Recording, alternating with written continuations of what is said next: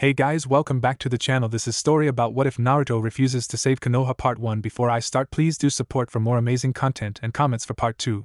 Do consider to subscribe my channel and share my video to your friends and check out the description as well. Let's start the video. Naruto had just had the battle of his life not too long ago. A battle with his so-called best friend Sasuke Uchiha. The two had went at it with so much will and determination to win in the Valley of the End that it was a miracle either killed each other somehow. Even Kakashi was surprised by this when he arrived too late. He couldn't find Sasuke, but he did find an unconscious Naruto laying there, bleeding from an open wound to the chest. Kakashi couldn't understand at first. Why would Sasuke use that jutsu to try and kill Naruto? Despite everything those two had been through, the ups and downs and even the arguments, Kakashi thought beyond a shadow of a doubt that the two were brothers in arms no matter what. Naruto's bleeding body being carried by the copy ninja told him otherwise. Kakashi was sent out there to also retrieve Sasuke, but arrived too late to do so. If he knew anything for sure, he knew that somehow, the council would find some way of punishing Naruto for all of this. As the silver-haired man finally reached the gates of Konoha, he quickly hurried to the hospital to get Naruto treated. Not to his surprise, most of the retrieval team had been sent to the hospital as well. Shikamaru was waiting on a chair outside the emergency room when Kakashi came in. When he saw the trail of blood, his heart sank at the thought of how he nearly got his entire team killed. Kakashi brought Naruto to the emergency room and then quickly headed out to inform Tsunade. He dreaded what she would think of all of this. The mission failed, Sasuke as a traitor, and the team aside from Shikamaru nearly killed. She was gonna have a field day with this. As Kakashi was headed to see Lady Hokage, Naruto was being operated on. In his own mind, he played everything out over and over again. Sasuke had tried to kill him more than once, and even came extremely close a few times. If the open wound nearly a fist-sized hole in his chest gave off any indication of Sasuke's motivation, Naruto couldn't believe how far his teammate had fallen in the quest for power and revenge. It was sickening to the blonde at how much Sasuke was praised only for him to shove it back in everyone's face. How could he do this to a village that's bent over backwards for him? He just threw it all away for some revenge plan? In Naruto's opinion, that was a very foolish mindset, throwing away everything for revenge. Hey kid! That deep voice rang through his ears again like before. It sounded a little less sinister this time though. Almost calming really. Open your eyes, kid. Naruto did as he was told and slowly opened his eyes with some strain. When he fully opened them and focused, he saw that he was in some kind of sewer of some kind with a large gate in front of him. Though, it wasn't the surroundings or the gate that made the blonde go wide-eyed. No, it was what was inside that gate. A large red fox. The nine-tailed fox. Naruto immediately leapt to his feet only to realize that the floor was mainly water. He looked at the fox with fear plastered on his face, yet that stopped when he noticed the look in the fox's eyes. It wasn't the look of a demon who craves destruction and death, but just a being who looked concerned for someone. You can relax, kid. The fox started in a regular-like tone. You know something, kid, if I hadn't have jumped in then and there, you would have died. You know that, right? Naruto relaxed when he heard the fox's words. It was true. If it hadn't stepped in, then he would be dead from that Chidori through his chest. So, Naruto started with a look of confusion. Why did you save me then? The fox still had a saddened look to its face as it thought of the answer to that question for a bit. True, if Naruto died then it would die, but for the fox there was more to it than that. A somewhat deeper connection of sorts that it's never felt with any of its other vessels before. A sorrow that could be felt with the both of them while also a small ray of hope as well. It connected the two together in a way that even it didn't understand. With a sigh, the fox lowered its head and averted its gaze away from Naruto. The blonde didn't know why, but he could feel the sorrow coming from the fox's spirit. Well, whatever the reason. Naruto started, causing the fox to wince, thinking that its jailer would do what the others would do. Thank you? The nine-tailed fox opened its eyes quickly and turned to Naruto, surprised that the boy thanked it. Before it could say anything, Naruto felt himself waking from wherever he was. He faded away from the fox and left it to ponder just what kind of vessel Naruto was, and how different he was from the others. Hospital room, a week after the mission. Naruto felt himself stir from sleep and opened his eyes slowly. He was quickly met by sunlight that was coming into his room and groaned. He covered his eyes with his right hand and noticed very quickly of how heavily taped his arm was. The medical tape stretched all the way from his palm and wrist to his elbow. He sat up from his bed and winced slightly at his still banged-up body. Upon further inspection of his body, Naruto could tell that most of his body was bandaged up from the Chidori and the scratches and cuts from his battle with Sasuke. Naruto really had to thank the fox for its healing abilities. If it weren't for that, then Naruto probably wouldn't have made it even halfway to Konoha. Aside from those wounds and the bandages from using a very powerful and dangerous Rasengan, Naruto was actually alright. He looked around for any sign of a doctor or any of his friends in the room. To his surprise, there was no one there to watch him. This reminded him a bit of his childhood whenever he was sent to the hospital by an umbu. Whenever he would wake up, there was no one there to check on him or ask if he was okay in any way. Now was feeling vaguely like before. Naruto decided to get up off the bed and move around a bit to loosen his stiff muscles. Who knows just how long he was out. He moved his arms and legs a bit to get some feeling back into them before heading to the window to see the village. It was another bright and sunny day in Konoha. People were going about their daily lives as if nothing bad has happened. Naruto was at least happy to see that people weren't going off about their precious Sasuke being a traitor. Though, with Naruto's knowledge of how the villagers tend to act, the blame was probably gonna be put on him somehow. As Naruto leaned down on the windowsill, he failed to hear the door open and a masked umbu to enter. The umbu was a woman in a Nico mask and purple hair that was tied up at the moment. She saw that Naruto was up now and visible tensed up. She knew what her job was to do and dreaded every bit of it. Taking a deep breath, the umbu spoke. Naruto Uzumaki. Naruto turned to see her standing in the doorway and jumped a bit from her sudden appearance in his room. As soon as you are able, your presence is needed in the council meeting. Before Naruto could even say an okay, the umbu was gone in a shenshin. That was a red flag right there. Naruto decided to shrug it off and get himself ready to be yelled at by this council yet again. He didn't hate the council, surprisingly enough, he just hated that they blamed him for many things in the village. A few of them have even taken part in a previously annual fox hunt years ago, when Naruto was kicked out of the orphanage. Those were dark days that Naruto were glad that was long behind him. It took a while, but Naruto was finally able to get out of the hospital and get into some of his comfortable clothes. His jacket that he wore when he arrived was shredded now, so he just tied around his waist while wearing his normal clothes and headband around his neck to hide some bandages. As Naruto left the hospital and took in the fresh air, he couldn't help but think more than a few eyes were on him wasn't an uncommon thing to the blonde, but he hasn't felt like people were staring at him with hate for a while now. As he walked down to get to Hokage Tower, he felt as if he was a child again with the way he actually saw people looking at him. Deciding to shrug it off, Naruto just continued on to get this over with and get some ramen later on. He would have to talk to his friends and sensei later unless he ran into them at some point. I can't believe that demon brat let Sasuke leave. One person whispered to another as Naruto passed them. I know. If anything, I really wish the Uchiha could have killed that monster and rid us all of it. Another whispered. When I heard that he was still somehow alive and lost the Uchiha, I just wanted to smother the little demon for it. Another whisper. Well, he is hurt now. So why don't we just finish him off? Because then that old bitch of a Hokage would have us executed. Humph. Seeing that demon walking around, knowing that he's the reason that Sasuke is lost to us makes me so mad. The whispers were starting to get a little louder now for Naruto to hear clear as day. He should die. It's all his fault. The demon should just disappear. Something like him shouldn't exist in our village. Maybe we should do another fox hunt this year. Naruto's happy mood shifted to depressed when he heard the various comments he hadn't heard in nearly a year. He had long since thought that maybe the villagers were starting to look at him a ninja and started to respect him in the slightest, but with this one act, that was no more. Naruto didn't want to hear anymore and just ran off to get this meeting over with and go home to rest. Council meeting. Tsunade had just been informed about Naruto's recovery and soon arrival to the meeting. She went wide-eyed and hated what she had no choice but to do now. If she knew Naruto, she knew that he would be torn up about what was about to happen to him. She looked around to the Shinobi Council and saw a mixture of anger and sadness. It was understandable since most of their children were good friends with the Jinchuriki in the first place. Seeing the look on the boy's face when he was told this will haunt them for a long number of days. She then looked to the civilian council and was appalled by the smirks and satisfied glares they had. It sickened Tsunade that these people were the main reason that Naruto's life was such hell when he was only a frightened child. If Tsunade had her way, many of those council members would suffer by her hands. Her angry thoughts were shattered though when Naruto walked through the door. She looked over to the boy and paled upon his entry. That was another red flag to Naruto. Tsunade never paled to anything unless it was horrible news. Naruto stood in front of the council and waited to hear just what they planned on doing about the failed Uchiha recovery mission.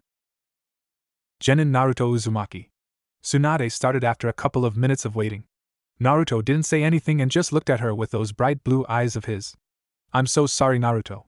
she thought before continuing. Because of your failure in retrieving Sasuke Uchiha, and nearly getting your team killed, you are hereby. She hesitated for a few seconds before taking a deep breath and continuing again. Banished from Konoha. Naruto went absolutely wide-eyed as his jaw dropped to the floor. He couldn't form any words to describe how he felt towards this. Anger? Betrayal? Hatred? Sadness? Denial? He didn't know. All he knew was that Tsunade hated having to say those dreaded words and the Shinobi Council hated hearing them.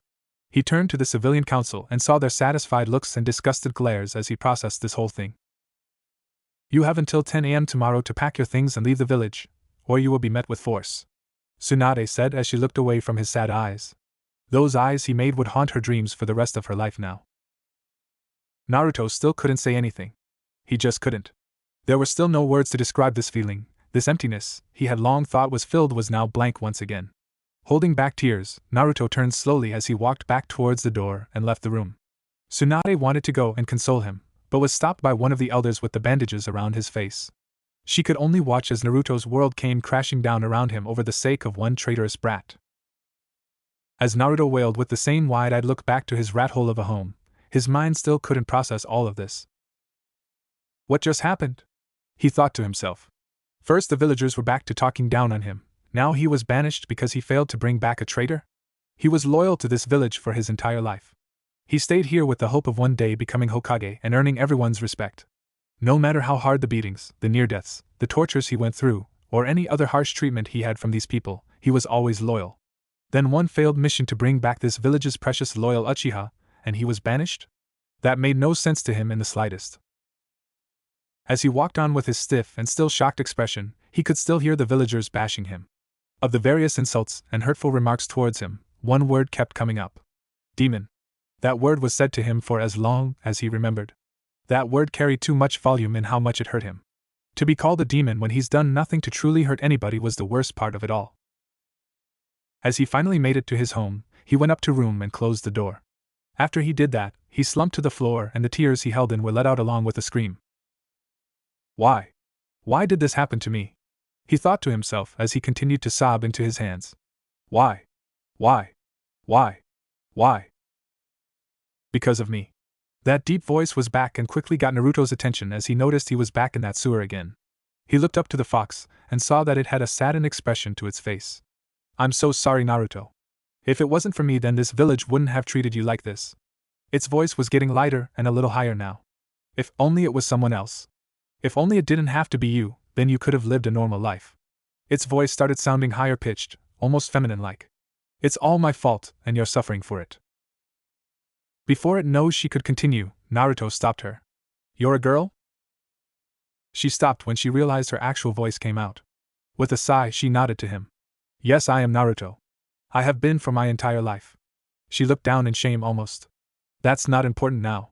What is important is that I'm sorry for all the horrible things I've caused to happen to you because of me being sealed inside you. It's all my fault that they're kicking you out of your home. Naruto stopped his sobbing at the phrase your home. He thought about it for a moment. You know, I used to look in the windows of other people's houses when I was younger. She looked back to him. I remember. I always looked at how the parents would treat their kids with love and compassion. He continued. I wanted something like that. I wanted to feel that warmth and love from others. I was a 5-year-old living on the street with people from this village looking down at and beating me for just existing. He took a few breaths before continuing. I thought at the time that everyone was like that in the world, but then the first time I ever truly left the village and went to Wave, I saw how wrong I was. Those people, Tazuna, Inari, his mother, they all treated me with kindness even before I helped save them from Gato. He looked back up to her, and she was surprised by the look of determination back in his eyes. I think now I really get it. Get what, Naruto? He stood up and wiped away his tears before looking back up to her. That a place where everyone constantly hurts you is no home at all. The fox chuckled a bit before speaking to him again. So what are you going to do, Kit? Naruto smiled up at her and answered. I'm gonna leave this village forever, become stronger than anyone and carve out my own destiny far away from this hell. She smiled at him and stood on her haunches. Naruto got a full look at her as she stood there. Then to atone for the pain I've caused you all your life, I'll do whatever I can to help you, Naruto. He smiled up at her. Thanks. I still don't know what to call you though. She smiled again at her and leaned down. For now, call me Kyubi. With that, Naruto smiled at Kyubi before he was returned to his room. His resolve was strengthened, and he stood up. Looking around his horrible room, Naruto decided it was time. He grabbed a backpack and started to fill it with clothes and equipment for himself before glancing out the window. To his surprise, it was now nighttime and a full moon was out. He also spotted lanterns and heard people cheering about something. Upon closer inspection, he could tell that word of his banishment must have got out and the villagers were celebrating. That was the last straw. That was when Naruto knew without a shadow of a doubt that this place was never his home. Now in disgust, Naruto decided to pull one last prank on this village for all the suffering and pain they put him through. It took some time and a lot of sneaking around, but Naruto was finally able to set up the explosive tags around his home and fireworks around the festival. Before he lit them, he had a few things he had to do. First was dropping off his headband that Irika gave him. Since he was banished now, he wouldn't need it anymore. He dropped it off at the academy with a note next to it on Irika's desk. Last thing he wanted was to confront his former sensei about this whole thing. Next was the necklace Tsunade gave him. His dream of becoming Hokage died now, so he might as well return this to her desk as well. To his surprise, she wasn't in her office nor was anyone else. So he left it along with a note as well. Last was seeing his friends one last time, but that was a mistake. He searched for them only to find that a few were actually at the festival. Sakura, Ino, Choji, Shikamaru, Kiba, Shino, Ten, and even Niji and Lee were there.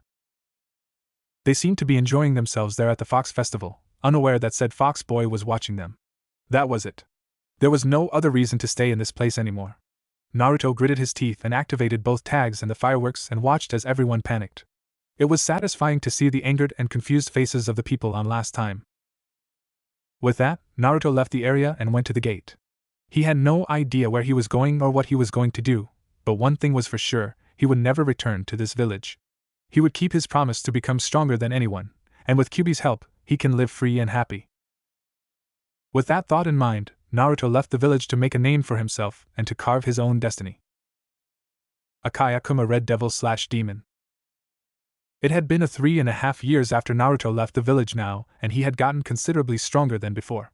He had discovered that his elemental affinities were wind and water in that time thanks to Kyubi, and had even learned to master them both. He was very proficient in both now and could even combine the two for more powerful ice techniques. And since he did have a tailed beast inside of him with its own chakra, Naruto was even able to learn the other elements. He started to like using fire, was slowly mastering earth, and was getting the hang of using lightning.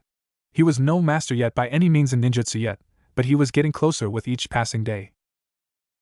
Genjutsu was something he was really trying to avoid since he wasn't good at it, but Kyubi convinced him after stating that some of the best ninjas know at least how to cast and fight off genjutsu. She was a really convincing and sometimes demanding teacher to the blonde, yet she was a very good teacher. All those decades and maybe even centuries of experience paid off for Naruto as she taught him. He could now cast a few genjutsus if need be to fool others, and surprisingly enough was pretty great at it. Taijutsu was his favorite part of training. That was when he got to see Kyubi's human-like form and spar with her. She would take the form of a fairly tall, slender woman that was both curvy and muscular at the same time. Her skin was a smooth tan color while she had piercing red eyes, short crimson hair that was straight, had her fox ears sticking out, and her 9 tails just above her firm bottom. She would usually wear a kimono that was pretty loose for mobility. The kimono was a deep red color that had an orange fox pattern on the back of it. It was simple and gave her room to maneuver around in. The reason why Naruto liked this part of the training was because he got to see her true form and fight her multiple different styles. She knew many different styles and would spend at least a week training him with one style at a time. It was very helpful that they both knew the shadow clone technique when Naruto really wanted to know more styles. During Naruto's travels, he decided to head west. During those travels, he found himself caught in an ongoing war between Kusugakure and Amigakure. It was there that he experienced his first kill. An AIM ninja who was attacking an innocent villager in Kusa. Naruto hesitated when taking him down with a kunai through the head. When he saved that little girl and saw many ninja on both sides witness it, he knew that he was now a part of this war. It was his time in Kusa where he learned kenjutsu from a ninja who was also a former samurai. With his help and Kyubi's, Naruto was easily able to master kenjutsu and help Kusa win the war with AIM in a mere year. He wields a blade that he found during a raid in Amigakure. The blade is a blood-red katana with a black handle and guard. That wasn't the strange thing. The strange thing about it was the fact that in the handle was an eye. Not just a normal eye, but a blood-red, demonic eye. Kyubi informed him that this sword was indeed one of the rarest blades in the world, a demon blade. Because of her own demonic chakra, Naruto was able to wield it with no problem. He named it Akayakuma. After he helped ended the war and was a hero to the people of Kusa, he left to continue his journey for true strength. Not wanting everyone to know that it was Naruto Uzumaki that helped ended the war and became so powerful in such a short time, Naruto insisted that he be referred to by a different name. And thus he became the White Fox. The name was mainly because of the choice mask he wore when in aim, a white fox mask with piercing, dead white eyes. The bingo book marked him down as an A-ranked ninja. That was a while ago, and now Naruto was moving through a forest area. He was wearing a dark orange long-sleeved shirt with a white undershirt, and black cargo pants along with black ninja sandals. He had enjoyed taking these long walks in the forest, and since he really didn't have a place to stay, he made camp out here. He set up his tent and cooked up some rabbits he caught a while ago before laying down and watching the night sky. It was a clear, starry night out tonight, and it was calm times like these that really made Naruto wonder just how different his life would have been if he had left the village a long time ago. He's 16 now and at least a very high jounin now, but he couldn't help but wonder just how his progress as a ninja would be if he were still in Konoha. He sighed before deciding to call it a night for now. As he slept, his mind drifted and he was having his recurrent nightmare again. The one about his days back in Konoha as a kid and how the people would mistreat him. Every beating, every bit of abuse, every break-in, every rape, every torture playing out in a perfect image in the teen's mind. Surprisingly enough though, Naruto had grown used to the nightmares now. Kyubi would always talk to him to make him feel better and soothe his mind. She was very caring of him, a trait Naruto never would think that the most powerful and feared demon would be like. The next morning Naruto woke up when he heard some commotion not too far away from him. He decided to check it out after quickly getting dressed as he heard screams of a few girls. Leaving quickly, Naruto saw around 5 girls around his age and a child around 8 or 9 running away from several male bandits. The bandits had lust-filled eyes directed towards the 5 and Naruto could at least see why. The 5 girls were beautiful indeed, but now wasn't the time to gawk. The blonde donned his mask and leapt into action just as one of the bandits grabbed one of the girls. The girl was fairly tall with tan skin and short orange hair. She wore a tattered brown shirt and black shorts and had no shoes on. Her green eyes showed fear as she desperately tried to break out of the man's grip only for him to laugh and slap her, hard. Naruto didn't hesitate. He dropped down right next to the man and before either could react, Naruto had already removed his head from his shoulders. The girl was shocked by this but didn't question why this masked man was saving her. The other 4 girls and the child were surrounded by the rest of the bandits, about 9 of them. They were all visibly terrified with the little girl clinging desperately to one of the girls. "Heh. Looks like our little hunt ends here, fellas," one of the bandits says. "So boss, we still gonna," he rubbed his crotch with his left hand toward the girls. "Have some fun before we take them back to town?" A big burly bald man wearing a loose outfit walked over and stopped in front of the girls. He grinned until he noticed something. "Wait a minute, wasn't there 6 of them? I only count 5. Another bandit smirks and answers. "One of our guys caught her and is probably having fun with her right now." The other girls visibly paled at hearing their friend's fate. It was an awful thing that these bandits were doing, and all they could do was stay close to one another and pray that someone save them. Almost as if that prayer was answered, before any of the bandits could lay a finger on them, a body fell to the ground next to them. They all easily recognized the body of their comrade and gasped as they saw his head roll over to them. "Who the hell dares to step up to us?" The boss of the group yelled out to the forest, expecting someone to answer. The other men got ready for an attack and spread out a bit. 9 guys, all bandits, no skills at all. Naruto thought to himself as he stood near a bush, watching them all. He smirked behind his mask as the girl was behind him. "This'll be too easy." "What do you?" And the girl was cut off when she saw the masked man vanish out of thin air. She gasped in shock before looking to the other girls and bandits. The bandits were starting to get a little nervous. It was a bright day out where literally anybody could be seen from both above and all around. Yet they couldn't find whoever it was that was here. Naruto liked this. He enjoyed being stealthy on bandits and low-level nin. The panic and the uneasiness they display always made him smile on the inside. He knew it was a little bit sadistic to play with your prey before ending it, but maybe that was Kyubi's influence. Naruto decided to pick one off in a loud way to stir up some confusion. He silently went by trees until he was close to one of the bandits. He grabbed the man by the back of his neck and pulled hard. The man let out a high-pitched scream and was pulled into the bushes. The other bandits heard this and saw that the bush now had blood all over it. The bandits were more than disturbed at seeing this but was still a little unfazed. Naruto decided to step it up a notch. He went up a tree and hid for a few seconds before catching 3 of them all with swords of their own. The blonde saw their very poor form and loose grips and shook his head. Deciding to let these men see a real swordsman before they die, Naruto dropped down in the center of them and landed in a crouching position. The three were shocked at first, but that changed when they saw this masked man reach for and unsheath his own blade on his back. The three yelled out as they rushed the man, but they were easily taken out in a flash. Naruto leapt into the air in the trees before the last five showed up. They saw their comrades cut down and started to panic. Naruto had to suppress a chuckle at the last five bandits. He decided that now was the best time to really mess with them. He dropped down in front of the five, causing them all to jump in both shock and then fear. The boss of the group looked at the masked man, or more specifically, his mask, and went wide-eyed. He slowly backed away as he realized just who this person was. "B-boss?"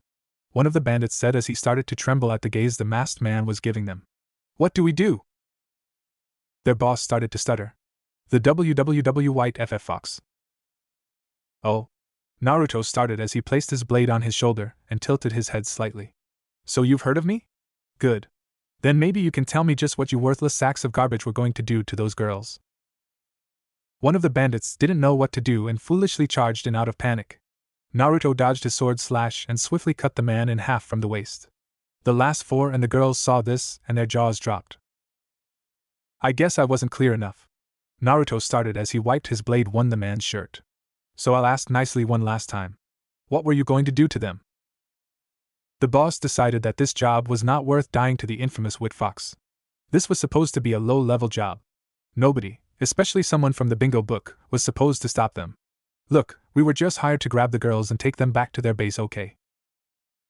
Naruto tilted his head again and pointed his sword to them. This caused the four bandits to flinch. "Whose base?" "Just some human traffickers and prostitution rings," the boss said quickly. "We would just get a cut of the profits when we brought them back." "Where?" "Just some village in the Earth country. That's all we know." "So you'll let us go, right?" the boss asked with a small smirk. He thought that if he gave the White Fox some information that what's left of his men would be allowed to live. Unfortunately for him, if this was the Naruto before the war in Kusa, then he might have been right. "When did I ever say that?" the White Fox asked them. They gasped in horror at this and tried to make a break for it. They didn't get far before they started to sink into the earth.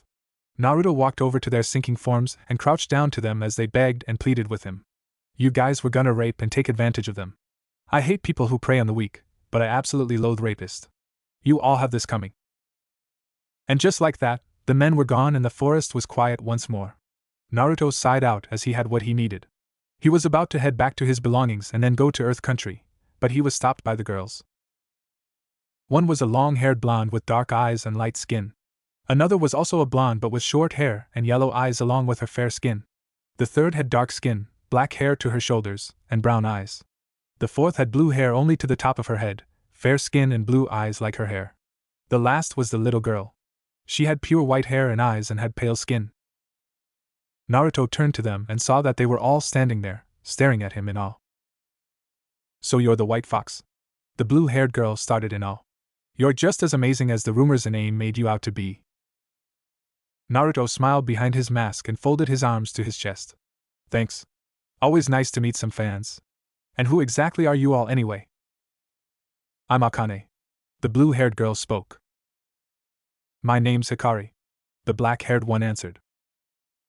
"Hikaru," the orange-haired girl. "I'm Tuoko," the long-haired blonde started, then pointed to the other blonde hiding behind her. "And this is Ayako. And this little girl right here is Setsu." Hikaru motioned to the little girl.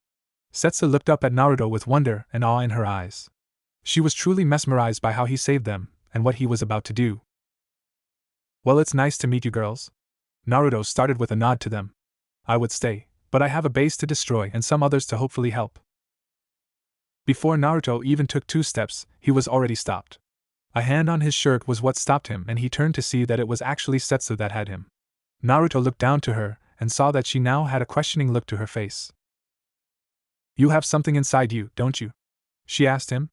Naruto gasped under his mask as he looked into her eyes. "I can sense it. Something dark and powerful inside you." She let him go and reached for the seal on his stomach. "Just what exactly is it though, I wonder?" Before she could make contact, Naruto grabbed her wrist to stop her. "Listen, Setsu," she looked up at him. "I don't know how those eyes of yours works, but you should be careful when looking into a person." Setsu went a little wide-eyed when she could no longer look within this person. She looked into his eyes and nodded slowly. So why exactly is the infamous white fox wandering around in a forest? Hikari asked him as she folded her arms just below her impressive bust. I was just minding my own business when I heard all of this. It was good warm-up, but now I'm ready for an actual workout. Naruto turned around to leave before he was stopped again. We can show you where the village is, Hikaru said to him. Naruto turned back to them and tilted his head. We'll show you where, you just have to promise us that you'll leave the leader for all of us. Naruto didn't get that part but nodded anyway. With that, the group led Naruto through Earth Country to a small village that made Naruto growl a bit under his mask. In the village there were men all around with women doing very degrading things for their own amusement. The men would force them to dance in front of them with next to nothing on, force them into a pile of men for an obvious reason, and in some sicker cases beating them with whips. Which one is the leader? He asked the girls that could feel the intense ki seeping out of him. That man right there, Toko said as she pointed down to a nin of some kind. That would make this a lot easier for Naruto to determine who not to kill yet, since the leader was the only ninja down there. Naruto stood up and cracked his neck before looking to the girls. Stay here, and don't move. I'll end this quickly. And before they could say anything, he was gone in a shunshin. They looked down and waited for a while to wonder just what the white fox had in store for the bandits. After a few minutes of waiting, they started to hear screaming as bandits started to be taken down by lightning strikes and fierce winds. They watched as the bandits tried and failed to run away from everything that was happening around them. They were left in a daze of disorientation and confusion as they were all being torn apart by something too fast for them to see. The girls in the village were terrified and some even sickened by what they were seeing. A blur was destroying the bandits that had held them captive for so long, and was doing so in very bloody ways. They watched from inside some of the buildings and even a few of the shacks and cages they were kept in as the massacre continued. All they could see was a white blur of some kind. The only one not touched was the ninja that was trying to flee, only to be stopped with a kunai through his leg. He fell to the ground in pain as the sound of his men's screams slowly started to fade away into silence. He pulled out the kunai and tried to patch himself up, only to be stopped once again from doing anything by a voice. I really should just kill you now. The man looked up only to gasp in horror at who he was seeing. Standing right in front of him was the white fox, a ninja who was said to have killed hundreds of AIM ninja in the War of Kusa and AIM. The same ninja was staring down at him with not a single scratch or speck of blood on his clothes. Now that Naruto was here in front of the ninja, he saw that he was in a sound uniform. This made his blood boil at seeing the same symbol that brought that traitorous Sasuke over to them and caused his banishment. Naruto had to take a few very deep breaths so he wouldn't just take out a Kai Akuma and send this nin to hell. If it were up to me, I would kill you now and be done with it. Naruto started. But that's not for me to decide now, is it? With that, Naruto turned away from the sound nin, and that was when Setsu and the others came towards him. The nin had no time to prepare for his death, as he was too terrified to really do or say anything. Setsu stood in front of him and knelt closer to his face. The nin tried to swing at her with a kunai in hand, but was stopped by Naruto grabbing his arm and snapping it like a twig. Setsu, no longer distracted, gazed into the man's eyes, and her white eyes turned into a deep black color with white pupils. The nin started to convulse violently, and his eyes rolled completely behind his head. In a matter of seconds he started to foam at the mouth, and then stopped moving at all. Naruto was amazed by whatever Setsu did as her eyes changed back to white. He would have to ask her about it later though, as now a few eyes were steadily focused on him. Naruto looked around for a brief moment, and noticed that every girl was staring at him in both awe and thanks.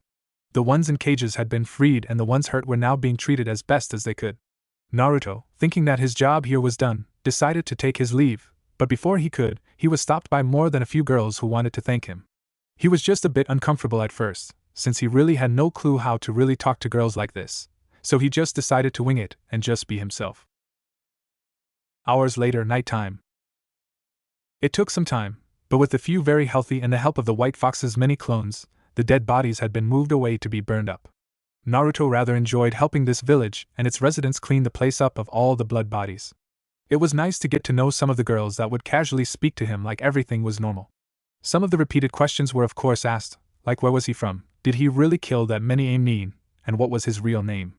Naruto would answer the first two but would always hesitate when it came to the last one. He debated in his head for all those hours until Kyubi decided to speak for the first time today. You should at least take the mask off, she said to him in a calm tone. You really think so, Kyubi? Naruto asked her, still a little hesitant of it all.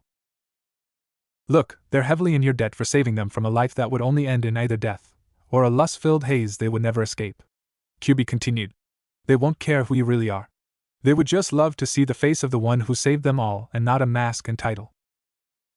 Naruto sighed as her words made sense to him. You're right, Kyubi.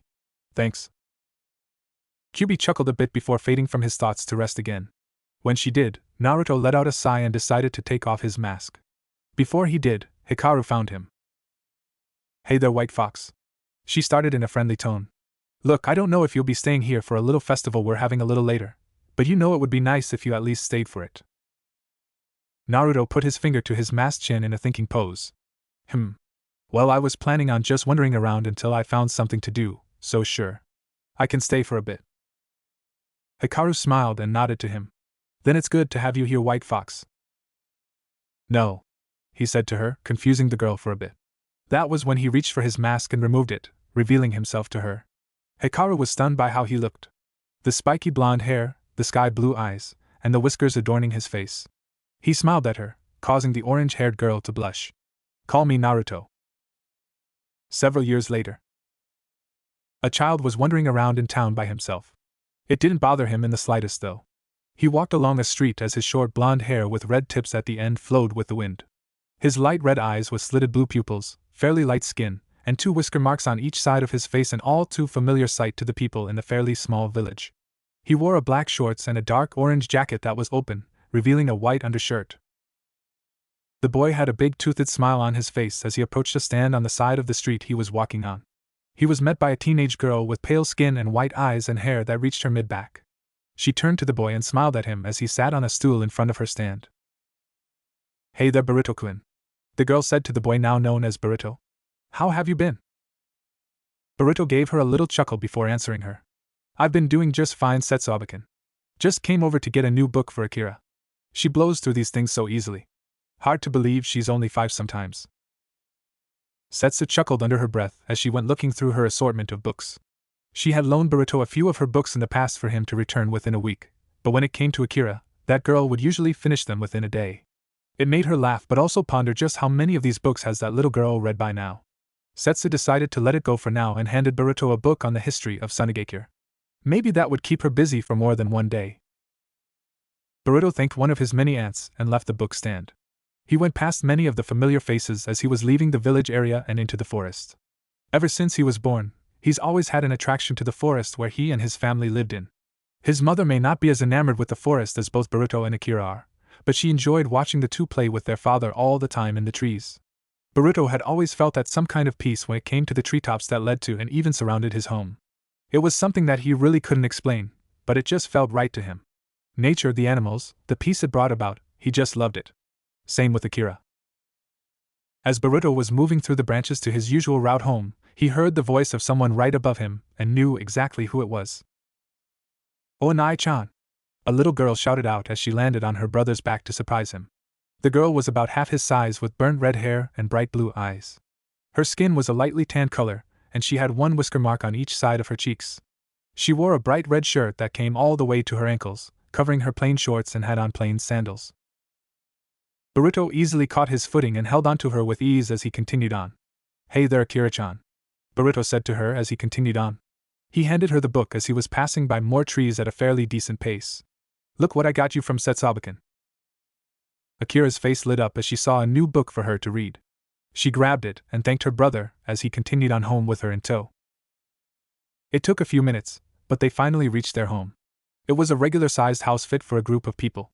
It was a white house with a red roof and plants around and below the windows. There was also a small garden on the side of the structure that had some pretty strange fruits and vegetables growing from them. Not too far away from the garden in the forest was a visible river of clear water. In the backyard, there was a clear field that ran for acres on end that sported a few craters courtesy of their mother and father's sparring sessions. Speaking of those two, both Naruto and the two's mother were sitting on a porch near the garden and looking out onto the calm waters. Naruto had changed a bit in these years of a calm life. He let his spiky blonde hair reach a little past the back of his neck and had a white streak on the right side of his head, had 3 seal contracts tattooed on parts of his body and weren't visible to the eye, was taller than before by a foot or so, and had a tattoo of a red fox on the left side of his neck that reached to his left shoulder. He wore a black, long-sleeved sweater and had on orange cargo pants. The mother was none other than the Kyubi herself.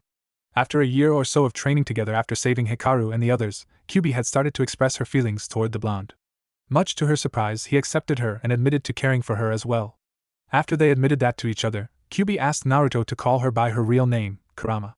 Naruto even removed most of the seal to allow her to fully retain her human form and live with him, physically. She didn't look too different from before aside from the tattoo of the yellow fox on the right side of her neck that stretched to her right shoulder. Her crimson hair was longer, and she kept her tails away unless in battle. She wore a plain red dress that went to her ankles and didn't have any shoes on. She was actually laying on Naruto's shoulder and sleeping peacefully.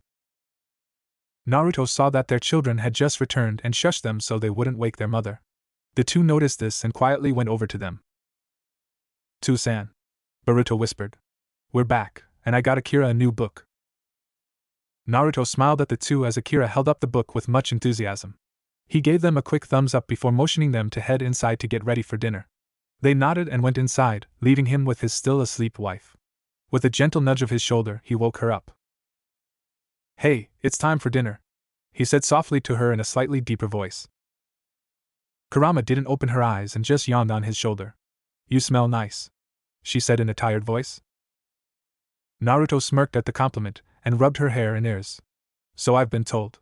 He teased her as he planted his lips on her forehead. "Ready to eat?" She took her head off his shoulder and opened her red eyes to him. "Carry me," she told him in a still tired form. Naruto chuckled a bit under his breath and proceeded to lift her up bridal style. He carried her inside and the family of four proceeded to have dinner. Konoha. Things haven't been so well in the Hidden Leaf Village for some time now. After Naruto was banished, some of their alliances were torn. Mainly the Wave, Suna, and even some other villages that agreed to an alliance with Konoha because of a certain blonde. They still had allies, but Suna was their main bulk and without them, they were a tad bit vulnerable. Throw in the fact that they banished their own Jinchuriki, and the fear that was felt by other villages was now gone. They found themselves in a war with both Kumogakure and Otogakure, with Amigakure in talks with Kumo in joining to crush the leaf.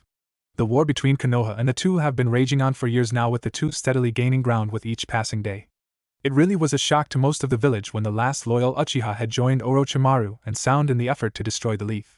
The council was livid at this betrayal and had placed Sasuke in the bingo book. Also after Naruto's banishment, Tsunade stepped down as Hokage and left Konoha with Shizen in tow. Kakashi was now placed as 6th Hokage and hasn't had any real authority since. Let's just say that because of the elders in the council, things went from bad to worse for Konoha. Now, Kakashi is now in his office as he looks out to the depressing village that he calls home. Because of the constant threat of invasion, most of the villagers hadn't really been outside lately. The streets were usually barren and a dark cloud hung over the village right now. Kakashi sighed out as he had to figure out a way to boost confidence in the villagers and even the shinobi that stay in the village. He had no idea what to really do now and looked up to the mountainside at the 4th Hokage head. He sighed in disappointment at how much he has shamed himself and failed the village, along with his sensei. A knock on his door brought him out of his thoughts, and he regained his composure. "Enter," he said, trying not to have his voice crack. The door opened, and in walked a few familiar faces. Asuma along with his team, and Kurenai along with her team entered. Most of the former genin had now become chunin after all those years and had remained a team in this time of war. Only Shikamaru was a jounin though. The 8 looked to their Hokage as he had a mission for them all that was of the utmost importance. "As you all know, we are at war with Kumo and Oto," he started as he clasped his hands together and placed them on the desk. "We are at a disadvantage, and with both Orochimaru and Sasuke in th fray, we're going to need more allies. If AIM joins those two, then without stronger reinforcements, Konoha, our home, will fall." There was a grim tone in the room after hearing this. "Now I'm sending you all to Earth Country to find us more allies. I've even heard rumors of the infamous White Fox being somewhere in Earth. If you can convince him to join us, then AIM will not join Kumo and Oto." There was a bit of a gasp in the room at the mention of the White Fox. Most had read the reports on the war between AIM and Kusa all those years ago and how one man, or by some reports a true demon, had torn apart AIM with the greatest of ease. The shinobi of AIM now made it apparent that if you spot the White Fox, all you should do at that point is pray he makes your death quick. "Hokage-sama," Ino started. "Are you sure that the White Fox would even help us?" Kakashi shook his head in disappointment.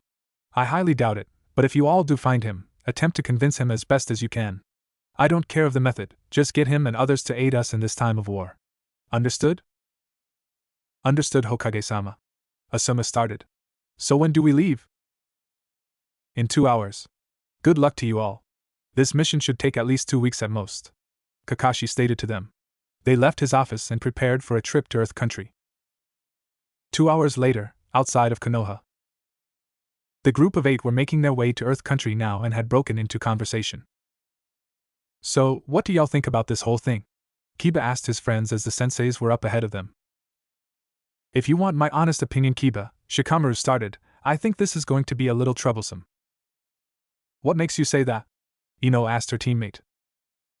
For one, we have to head over to Earth Country in the hopes that we can secure an alliance to help in the war, and you all know how IWA Nin feel towards the Leaf.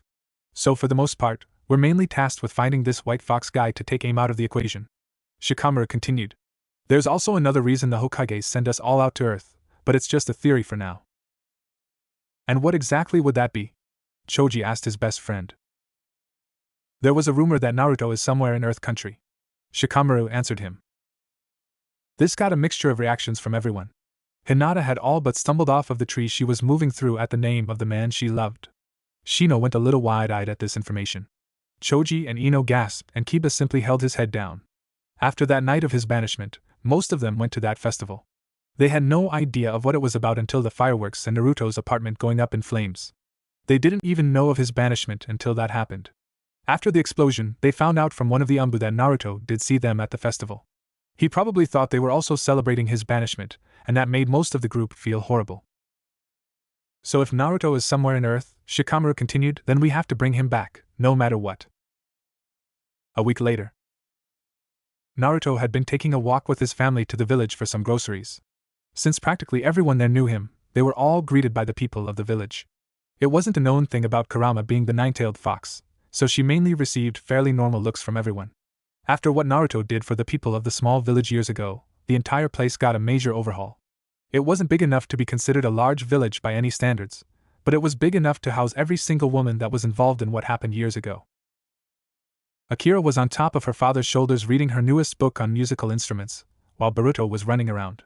He always had so much energy, probably due to the fact that he had so much of Kurama's and Naruto's chakra in his body. Oddly enough, he always had a ton of energy in himself because of this. Kurama was holding on to Naruto's hand as they mad their way through the village to gather groceries. As they were doing that, Boruto had run off a lot further from his family. Both Naruto and Kurama weren't all that worried since he knew his way around and everyone knew him, so there was really nothing to worry about. Boruto had decided to run along into the forest once again and have some fun while the rest of his family was back in the village. He was leaping from tree to tree, going higher and higher and higher till he reached the very top. When he was there, he stood on a large protruding branch and looked out to the distance. Boruto always wondered what exactly was out there further beyond Earth Country. Akira would tell him of other villages and completely different places from the books she read, but there was a difference between hearing about that from a book and actually seeing it for yourself.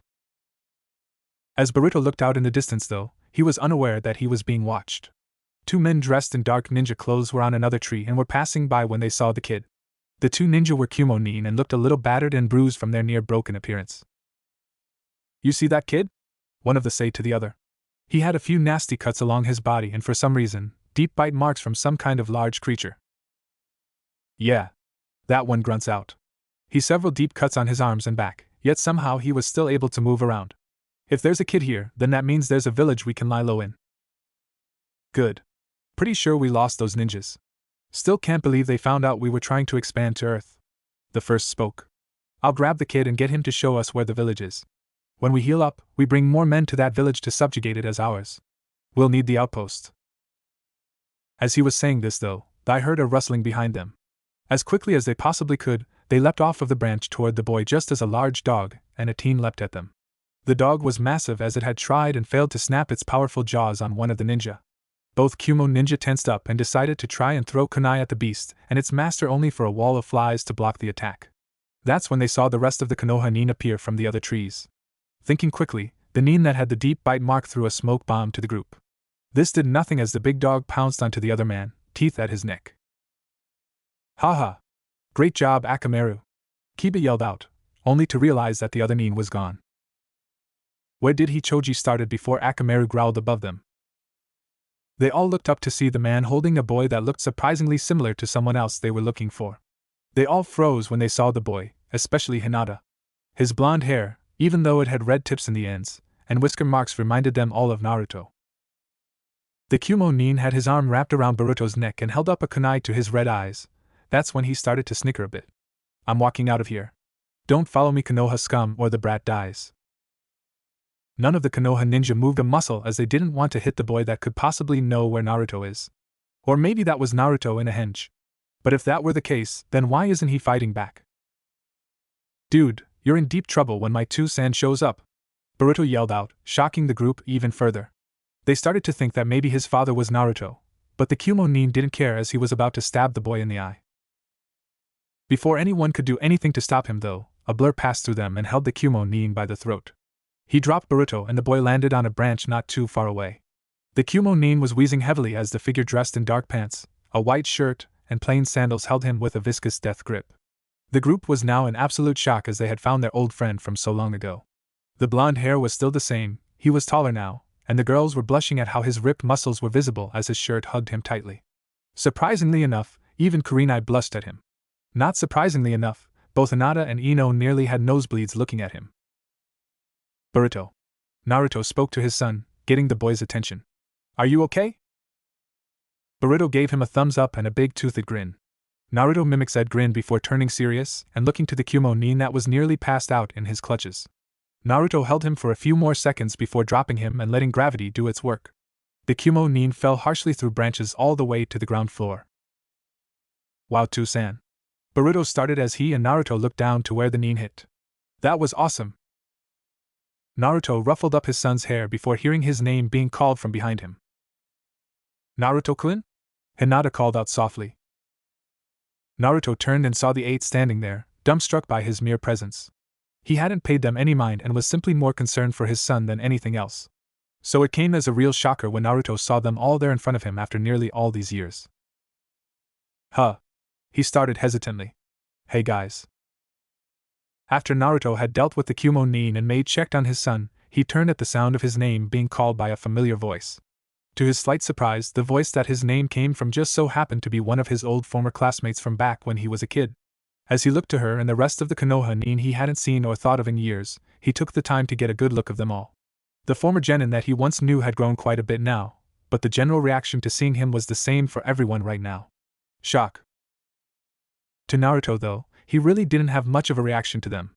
Instead of saying anything else, Naruto just placed a hand on Boruto's shoulder and both father and son simply vanished. The Konoha group were all stunned by what he had just did and quickly, Asuma ordered everyone to find Naruto. As he gave that order and everyone scattered, thought were going a mile a minute throughout their minds. Who was that child? Has he been here the whole time? What has he been up to all these years? Just how strong and fast has he gotten to be able to move like that? But the most important question was mainly from Hinata as a realization hit her. If that boy is Naruto-kun's father, then who was the whore that has stolen my dream of being with my Naruto-kun away? She started off shocked and stunned, but with that constant thought, the shock slowly turned into rage. Rage towards whoever the whore was that stole Naruto from her, and her dream of bearing his children. With Shikamaru, he knew he wasn't fast enough to keep up with Naruto. That speed far exceeded any of them. Maybe if they had Lee and his restraints were taken off and if he opened one of a few of his gates, then he could possibly catch up with Naruto. Shikamaru had already assessed long before they got into Earth Country that most likely if they found Naruto that he would have already moved on. Maybe even started a family and was living peacefully. It seems that his theory was right about a family. If that was true, and if he was living peacefully in a village somewhere, then who were they to take that away from him? Not his friends, that's for certain. Kiba had tried to find Naruto's scent ever since he left the group earlier, but so far nothing. It was almost like his scent was just gone. Kiba and Akamaru stopped at the entrance of a village full of mainly girls, women and some traveling entertainers. The two walked in and were immediately the center of attention. For the village it wasn't every day you see a ninja and even rarer when you see a massive dog accompanying said ninja. Kiba and Akamaru ignored the looks and instead focused on finding Naruto and that boy they assumed was his cub. Despite their superb tracking skills, they found it very difficult to find said blonde in this village. It was almost like his scent was lingering everywhere and confused the two to no end. Before they could really continue with their so far fruitless search, Asuma and Ino appeared next to the two. You find him yet, Kiba? Ino asked the Inuzuka. Nothing. Kiba answered her. It's almost like he's been everywhere around her too many times for me Akamaru to count. Well, if that's the case. Asuma started as he walked over to a woman working at a stand. Excuse me, But have you seen someone with blonde hair walking around with a child that has nearly the same blonde hair? Asuma wanted to keep his description vague to this civilian. Unfortunately for him and the rest, his vagueness wasn't really too great comparatively speaking. Oh, you mean Naruto and his son Boruto? The woman says to him, surprising the jounin. Actually, yes, I have. They went back to their home just in that direction in the forest. She pointed to the direction of Naruto's house and smiled to the ninja. Thank you, Asuma said as he bowed to her.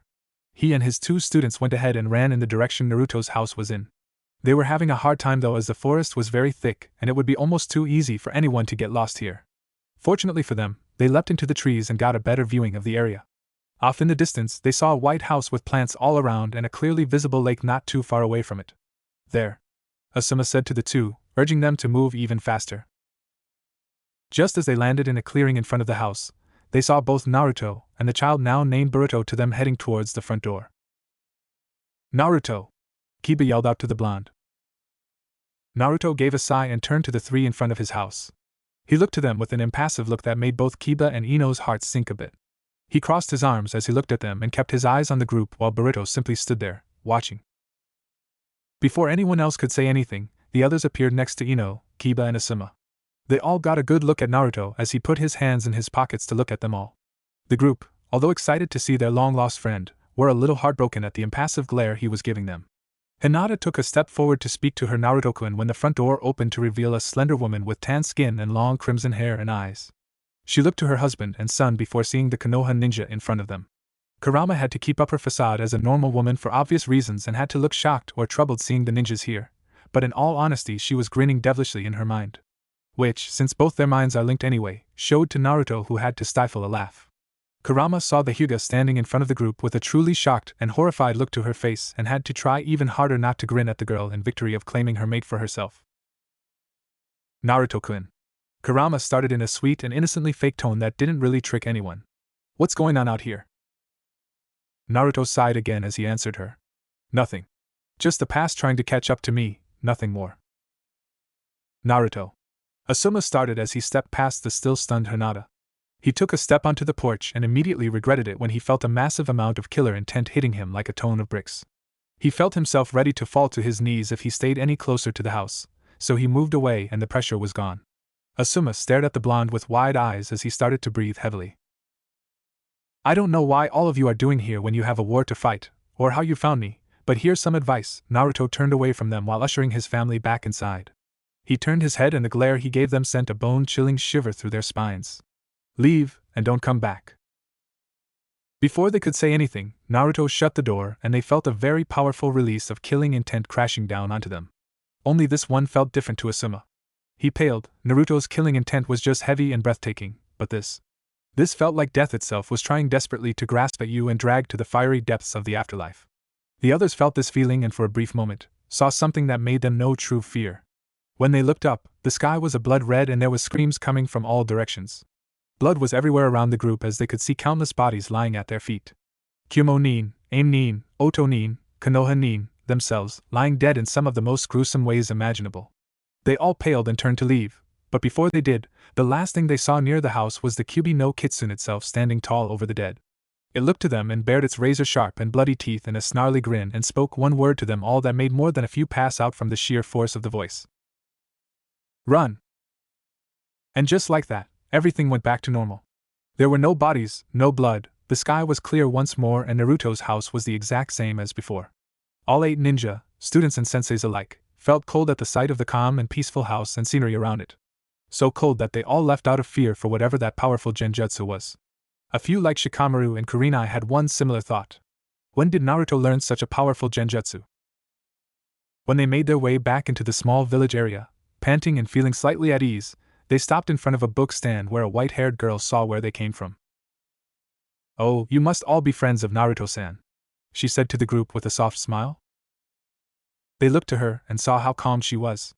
Was that genjutsu stretched out and nobody here affected, or was it simply placed onto the group? You know him? Kiba asked, still a little shaken to the core from the genjutsu. Of course. She continued on. Everyone knows Naruto-san. He's the one that saved us all years ago. Saved you all?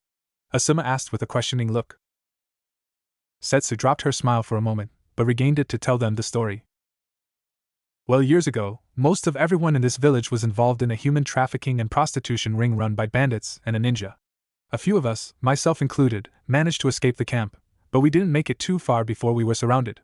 That was Naruto-san showed up and slaughtered the bandits along with freeing the rest of us in this village. He showed no mercy to them and even let myself deal with the leader.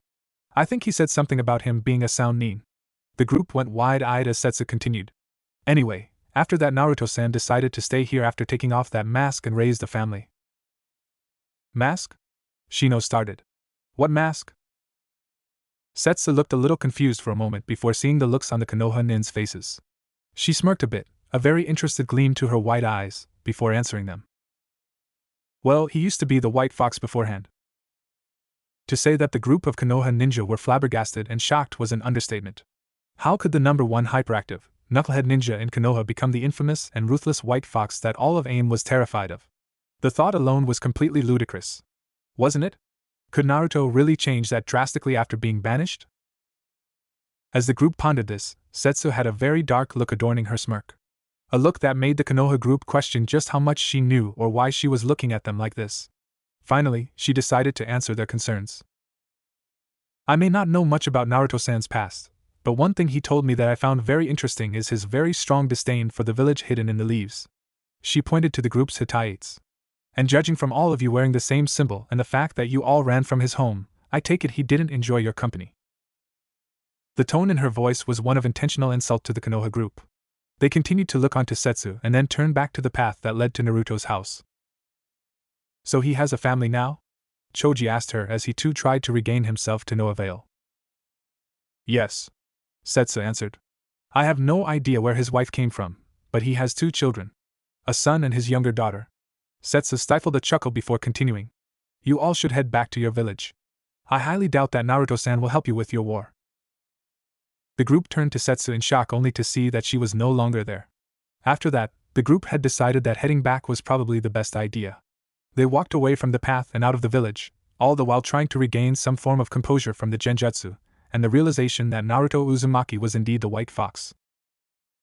Back at Naruto's home, Naruto had to fight off the urge to punch a hole in the wall. 1 was because he didn't want his children to see this side of him, and 2 because Kurama would kill him if he did anything to their home out of anger.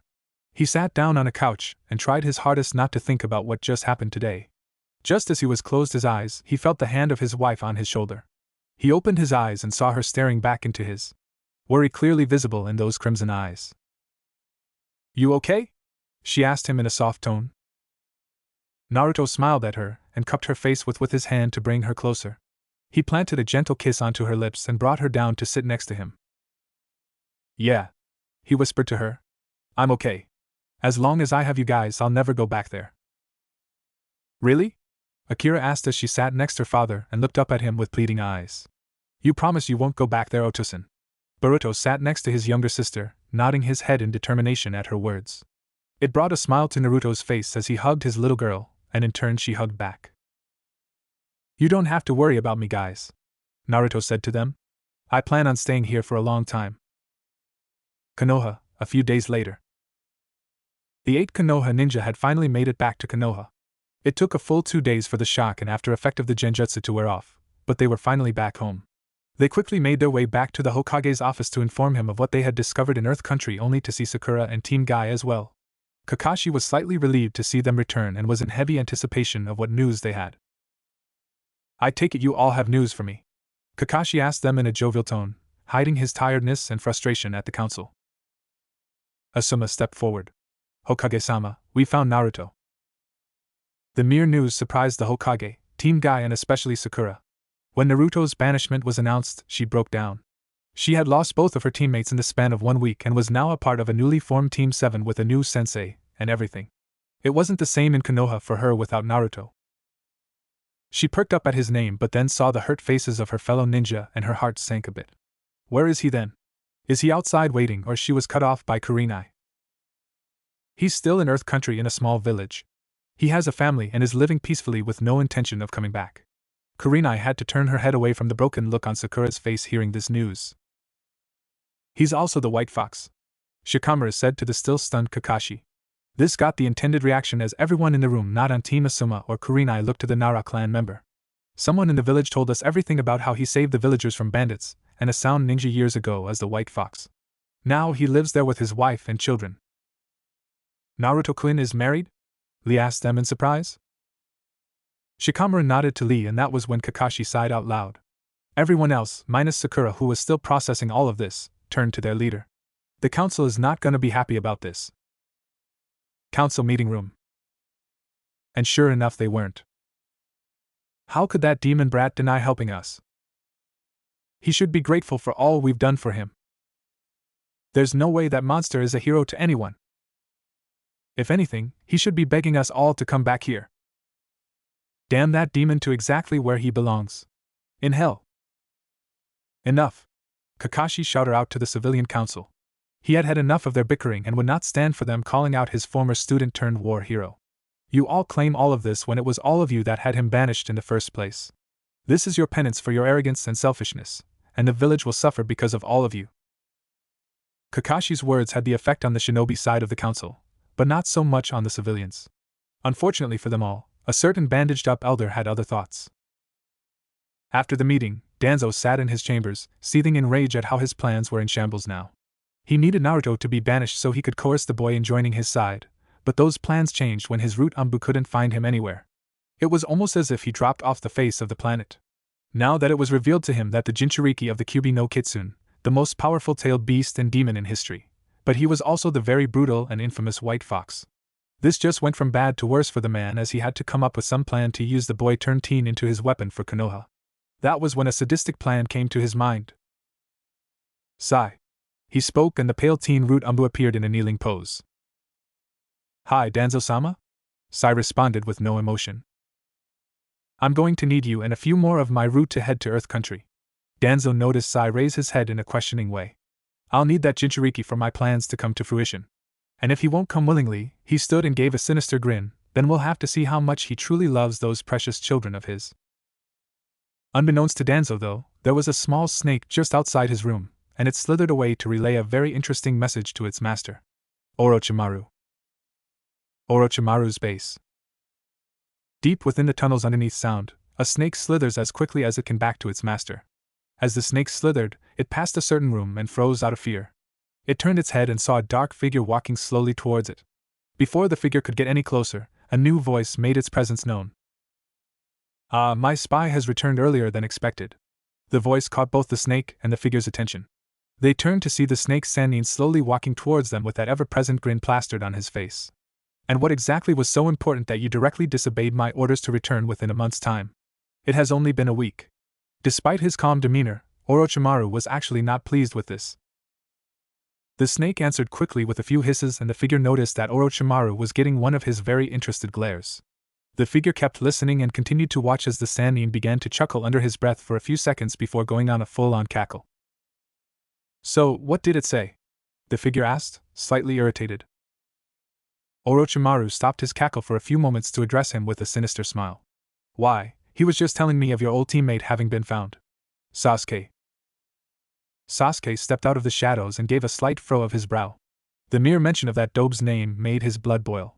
It wasn't enough that move Naruto used all those years ago at the Valley of the End nearly trumped his Chidori, but the fact that he nearly beat Sasuke with said move. Sasuke snickered when he had heard of his old rival's banishment, and assumed that he would simply crawl under a bridge and die a slow and painful life with no one. At the time, though, after Naruto's banishment, the blonde simply vanished from the ninja world. This is the first bit of information on the blonde since that day. Sasuke started with an arrogant smirk. So? Why exactly did this make you laugh like a lunatic? The last Uchiha crossed his arms and leaned onto the door frame. Orochimaru kept his smirk even with the pseudo-insult and answered him. It seems that Danzo has forgotten his place, and knows the whereabouts of the Uzumaki. He's sending his root Umbu to get the boy's attention, and the only way to do that is to apparently snag his children. At that point, Sasuke's eyes went wide before he clenched his teeth in anger. How? How could that dope have children? How could he find some form of happiness after his banishment? The very thought of it all made Sasuke's Sharingan flare up with rage. And what exactly do you plan on doing about this? Sasuke said through gritted teeth. Orochimaru's grin grew as he said his next words. Well, it would be very useful to my own plans if the boy were to be dealt with. And I think those little children of his would make excellent leverage as well. Sasuke gained a bit of a devious and evil grin as he easily put together what the Sannin was asking him to do. A few days later, Naruto was walking with Akira to a clearing not too far away from his home. She had been pestering him about how her eyes keep changing to red ever since those Konoha nin came by. Instead of asking her mother to explain it all, she kept pestering her father to spend even more time with him. In the back of his mind, Naruto figured out why his daughter was staying close to him so much. In her mind, she wanted her father to stay with her, and her brother and mother forever like he promised. Naruto didn't mind though. He thought seeing her act like this was absolutely cute in a way. They made their way to a clearing and Naruto sat down next to a tree and motioned for Akira to sit next to him. She did a little pout before sitting on his lap with her arms crossed. She was still pouting as they both sat under the tree to watch the gentle breeze brush through the grass. Naruto had a smile on his face as he watched, but the smile went away slightly as he saw the look on his daughter's face. She was looking down with a slightly worried look to her face. Naruto saw that, and could feel that she was getting teary-eyed. With a sigh, Naruto spoke to her in a gentle tone while stroking her beautiful hair. This wasn't about asking me about you eyes, was it, Akira? Akira stayed quiet as she curled herself closer to her father. Naruto could tell that she was feeling some kind of sorrow ever since that day. Akira. Naruto started as he held her soothingly. Do you see that out there? Akira, at first, didn't look up to see whatever it was her father wanted her to see. After a few seconds and sniffling a bit, she looked up to her father's smiling face and she gave a tiny smile. Naruto pointed out to the open field and Akira looked out only to go wide-eyed at the sight. In front of her was an amazingly beautiful sight of the land. Peaceful valley of lush greens that stretched as far as the eye could see towards the forest.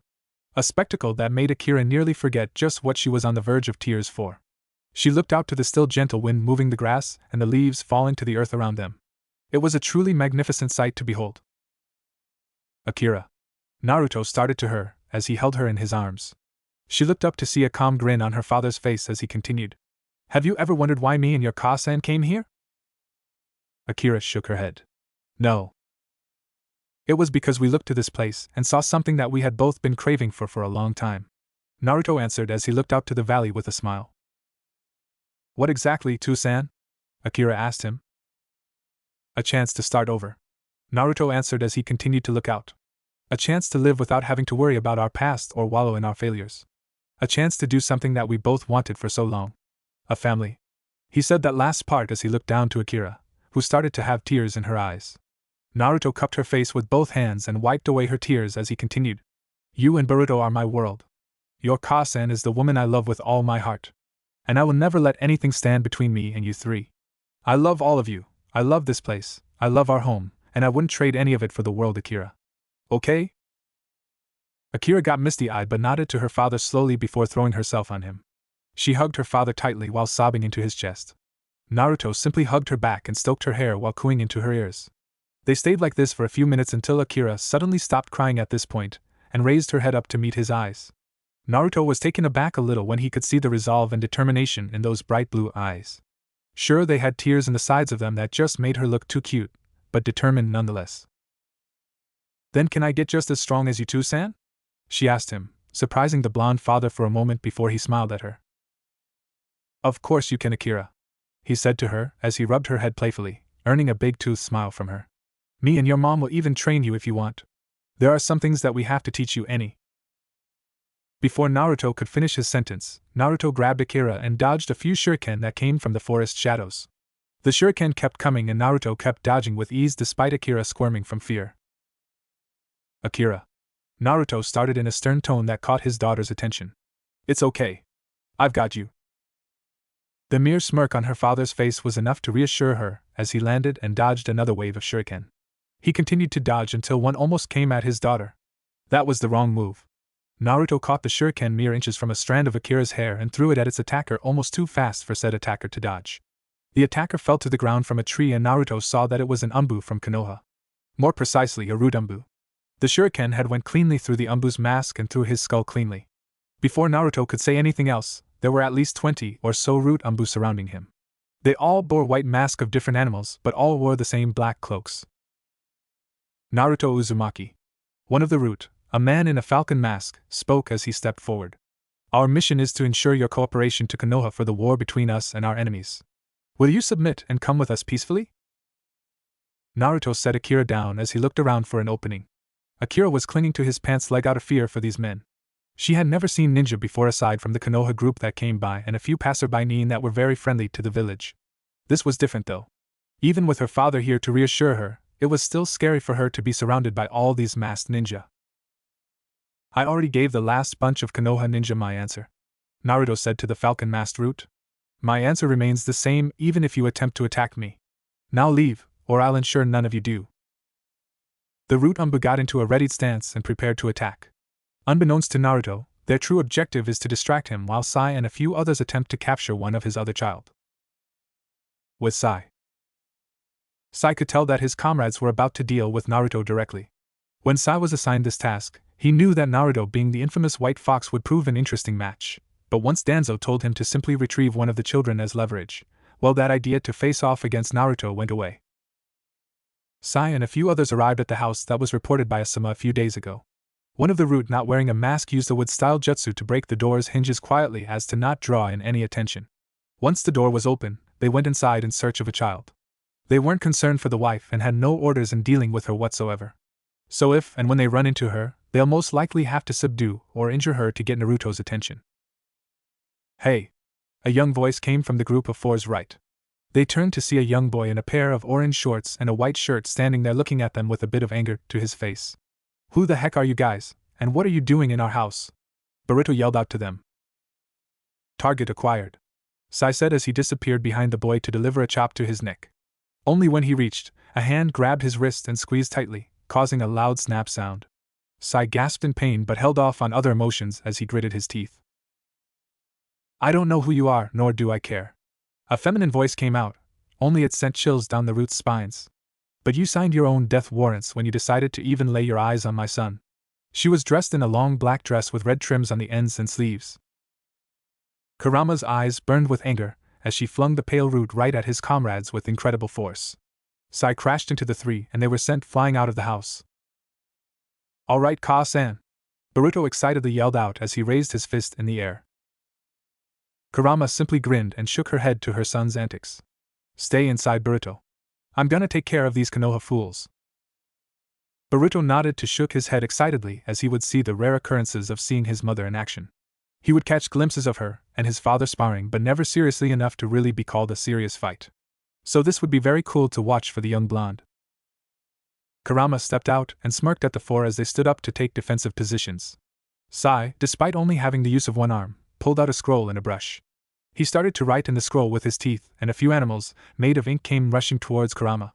She didn't even flinch as all she did was flare a very small portion of her ki to cause the ink to melt from the heat. The four were beyond surprised to see this. But before they could say or do any more, Kurama was already next to them in a burst of speed they couldn't even see. She delivered a powerful kick to Sai's already broken hand and shattered the rest of his arm, sending him flying away from them. The man without a mask went wide-eyed and leapt back as he saw the woman reach for a short sword just under her dress. The man without a mask watched through his brown hair as his two other comrades were beheaded with such veracity. Damn, he said as he went through a few hand seals and was about to say his jutsu, but that was until the woman turned to him with those burning red eyes. He froze as he started to see his death play out in front of him in brutal and inhumane ways. He froze as he continued to be ensnared in this genjutsu that was far too advanced to be done by any ordinary person. Who was this woman? Just who in the hell did Naruto Uzumaki marry? Before he could think any more, Kurama walked over to him slowly. She knew she could have ended this battle in many different ways, but she also knew that if she revealed too much, then that would possibly endanger her family. Instead of just killing these Konoha scumbags with one of her own techniques, she just went for kenjutsu instead of her flashy ways of fighting her husband. Kurama approached the man as he was shaking rather violently at this point. She stopped right in front of him and smirked down at his pathetic state before drawing her sword arm back to deliver the killing blow. That was when she felt something she hadn't felt in a long time that stopped her in her tracks. She turned around to her home only to go wide-eyed as she saw a long snake wrapped around her son's entire body. The snake looked right at her and hissed before disappearing with an unconscious Boruto in tow. Boruto! Kurama shouted out loudly as she flared her ki to titanic proportions. With Naruto. Naruto was just finishing off the rest of the root at this point. Along with protecting his daughter and having no weapon at first, it was a little bit difficult. He couldn't use any of his major jutsus aside from Kagebushin in fear that he might unintentionally hurt Akira in the process. It took him a little bit of time, but he was able to deal with them quickly. Just as he finished the last of the route, he and his daughter heard the loudest shout that sent shockwaves through the valley they were in. The Ki made all the clones poof away and caused Akira to nearly pass out. Naruto held onto her and released his own Ki to keep her safe. If Kurama was doing this, then something must have happened to Boruto. Without wasting any time, Naruto picked up Akira and raced over to the house only to see that she had a pale root member by the throat and shouting at him in anger. "Where did you take my son?" She kept shouting, unknowingly killing the guy with her very presence. "Where is he?" Naruto had seen her this angry before, so it wasn't anything too new, but Akira on the other hand was terrified now. She had never seen her mother like this before. The very sight of her anger as tails started to come out of her lower back made the little girl cower behind her father. Naruto noticed this and quickly went to his angered wife to calm her down. "Where is he?" "Kurama!" Naruto placed a hand on her shoulder, causing her to turn around with the rage still boiling in her eyes. "That's enough. Not until I know where these worthless sacks of flesh took our boy," she shouted out to him, her tail swirling out of rage. "And do you really want to show this side of you to your daughter?" Naruto said to her softly as he moved for his wife to see Akira shaking out of fear. Kurama went wide-eyed as she saw that fear in Akira's eyes, all directed towards her. She dropped the near-lifeless body and reined in her anger. Her tails retracted in her body, and her Ki faded away. The rage in her own eyes replaced with grief and sadness herself. She wanted to say something to her own flesh and chakra, but no words would form as she broke down. Naruto held on to her as he knew this was a side of her that she never wanted any of her children to see, ever. Akira slowly made her way over to her parents, and was about to say something, but that was when another presence made itself known and knocked her out with a chop to the back of her head. Naruto and Kurama quickly turned around and saw, to their shock and rising anger, Sasuke Uchiha standing there with their daughter in tow. He smirked at them before summoning his Sharingan eyes. Before the two could look away, they were now trapped in a genjutsu meant for the Kyuubi itself. A special genjutsu Sasuke had made specifically to incapacitate the beasts within Naruto. As the woman fell to ground seizing up slightly, Naruto was struggling to stand to his feet. No matter what, he was going to save his children no matter the cost to himself. "SS Sasuke!" Naruto shouted out as he tried again to stand. "What are you doing here?" he struggled to say. Sasuke smirked to his former rival as he held Akira up. "If you want your children to stay safe, then why don't you come and get them?" He lowered Akira and turned to walk away. Before he did, he looked back at Naruto with the same smirk. "Oh, and if you really want to know where I am with these two brats of yours, ask their leader." He pointed to the man still trapped in the genjutsu, and the pale root member gasping for air before disappearing in a shunshin.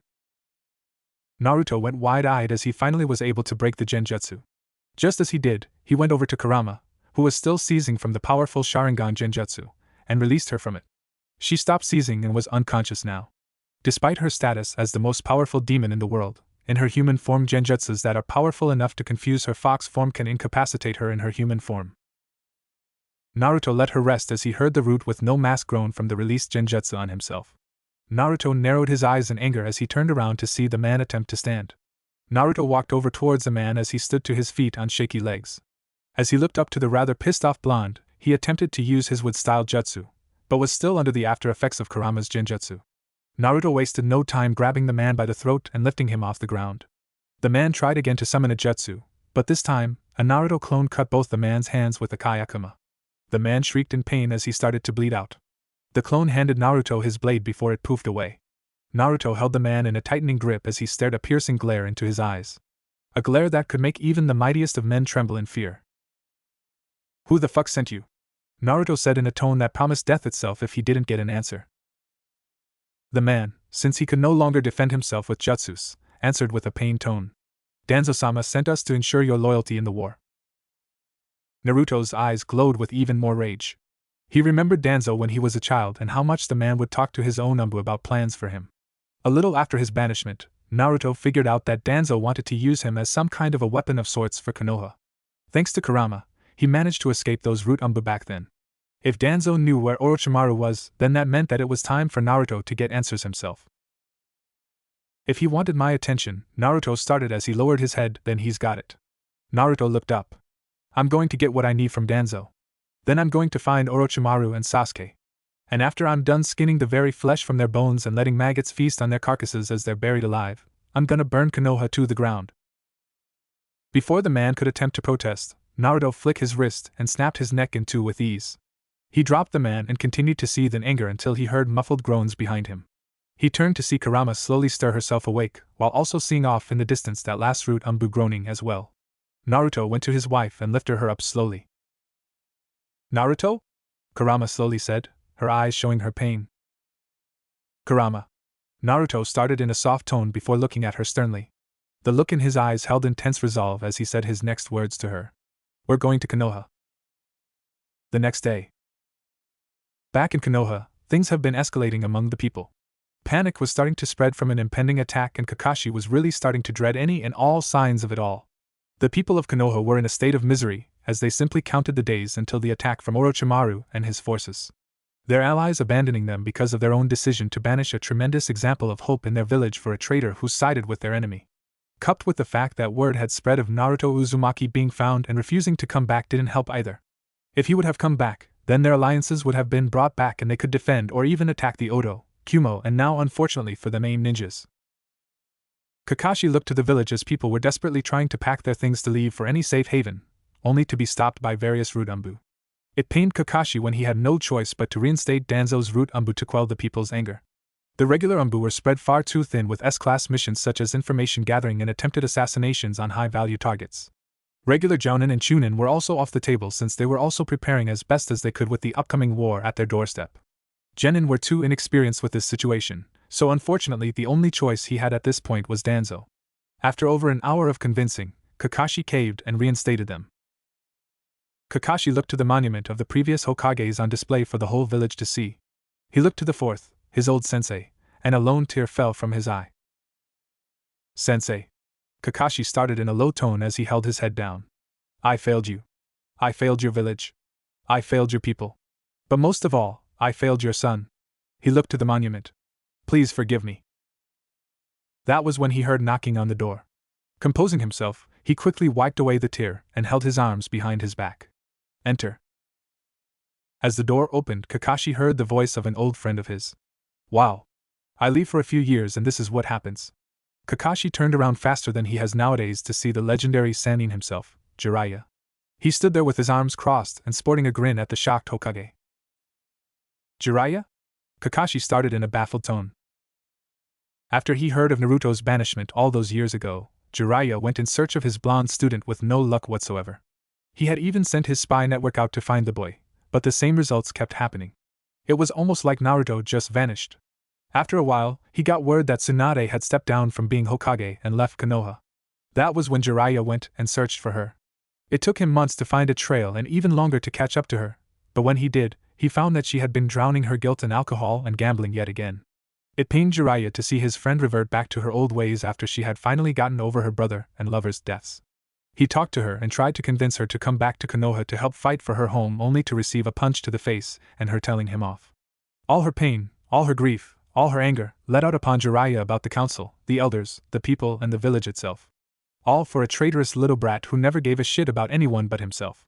And Naruto had to suffer from it. Jiraiya wasn't there that day. He didn't see the look of betrayal and pain in his eyes that day as his world came crashing down.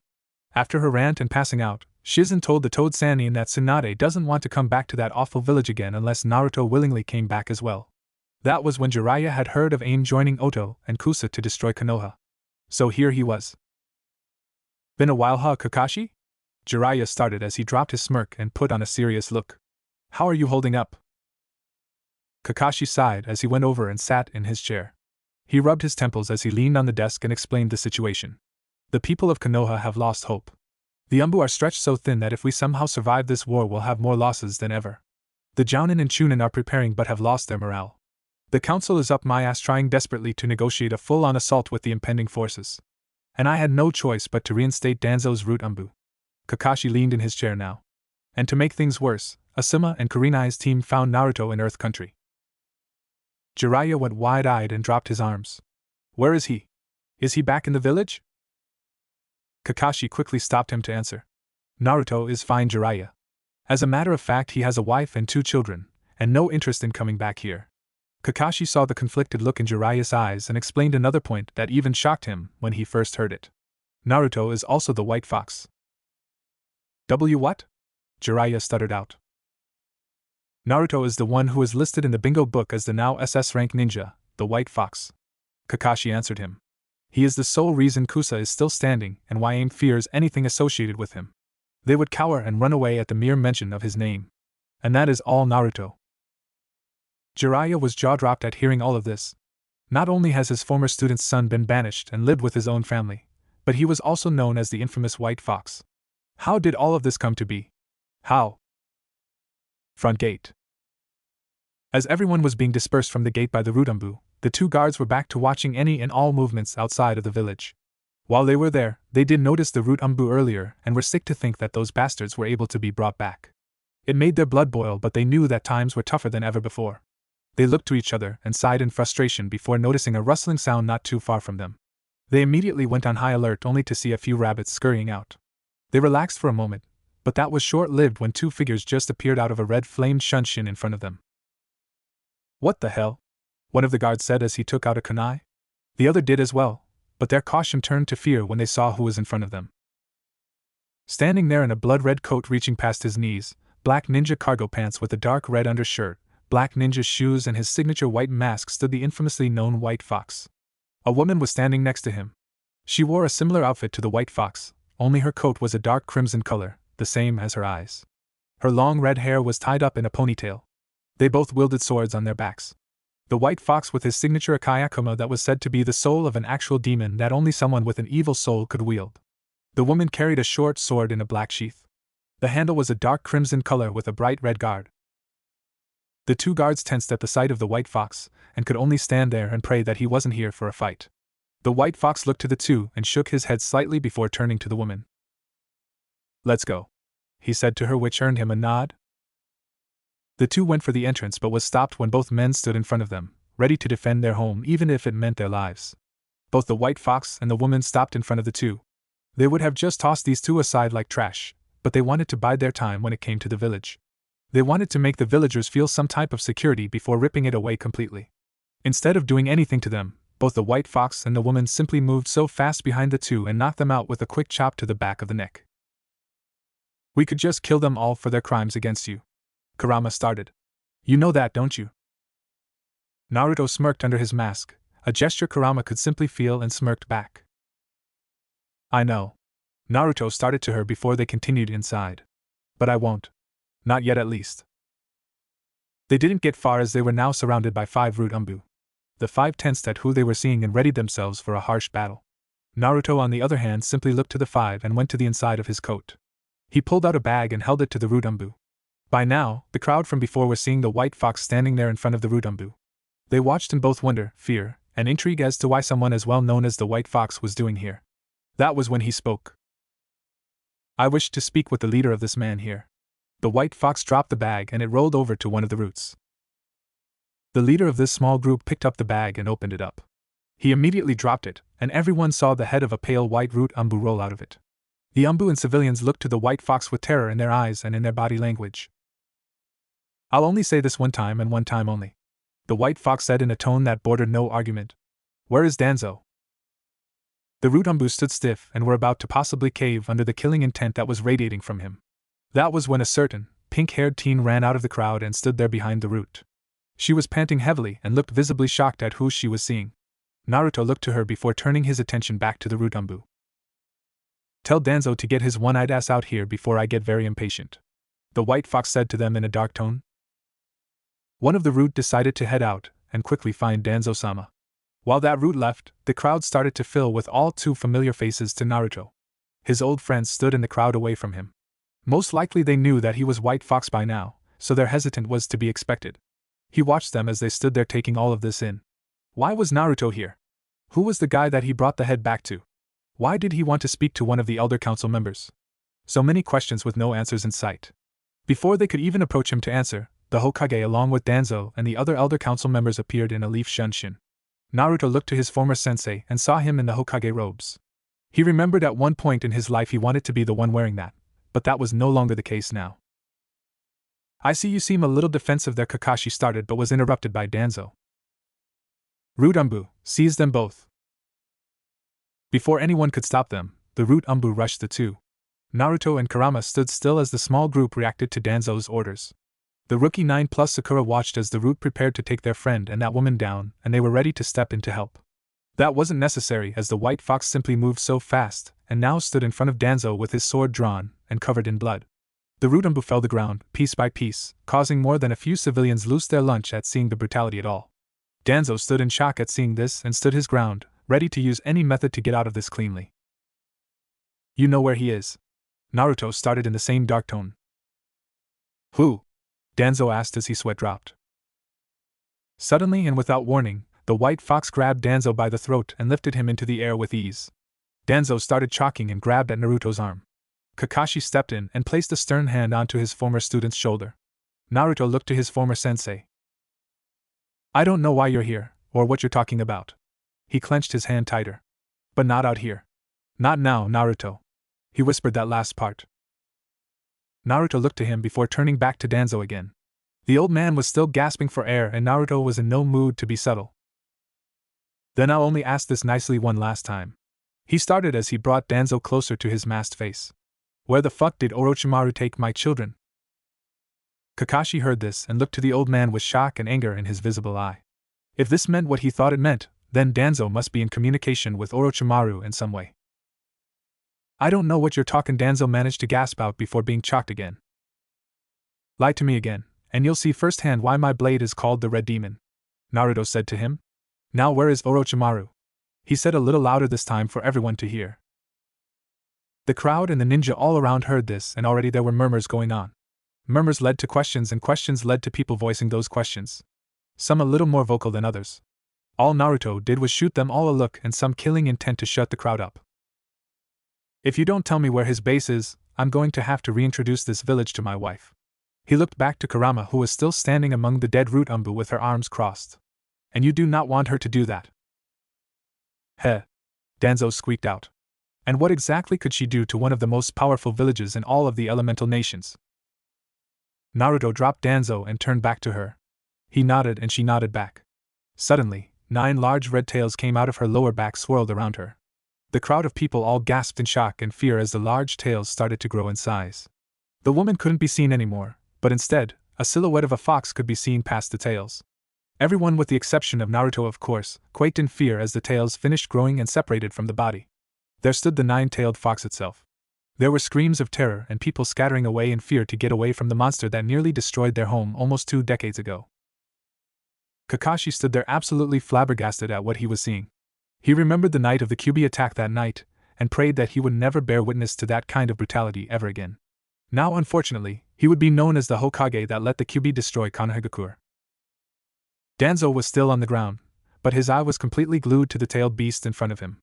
All his planning, all his scheming, all the dirty tricks and secret agendas, and all of that now gone in just one moment. His plans for a stronger Konoha vanished as the Kyuubi no Kitsune would destroy his precious village. That was when he had one last-ditch effort to ensure his village's safety. Wait! He shouted, getting the Naruto's attention. Orochimaru's hideout is in Oto in a secret cave to the west near a desert. That's where he is. That's where they are. Danzo pleaded at that point. Kakashi wanted to be angry at Danzo, but right now he was too terrified to say anything to the man. The white fox turned around to the Kyuubi and nodded his head to it. The Kyuubi did the same and looked ready to attack, but that was when Kakashi made his voice known once more. Naruto! At the sound of his real name, Naruto stopped Kurama and turned back to Kakashi. He removed his fox mask to properly look to the man who was his sensei at a time long ago. Don't do this. This place, no matter what happened in the past, is still your home. Is still your parents' home.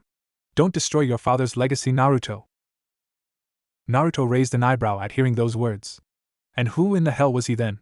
Where was he when I was being hunted down by the people of his village? Where was he when I was kicked out an orphanage when I was 3 and had to live on the street?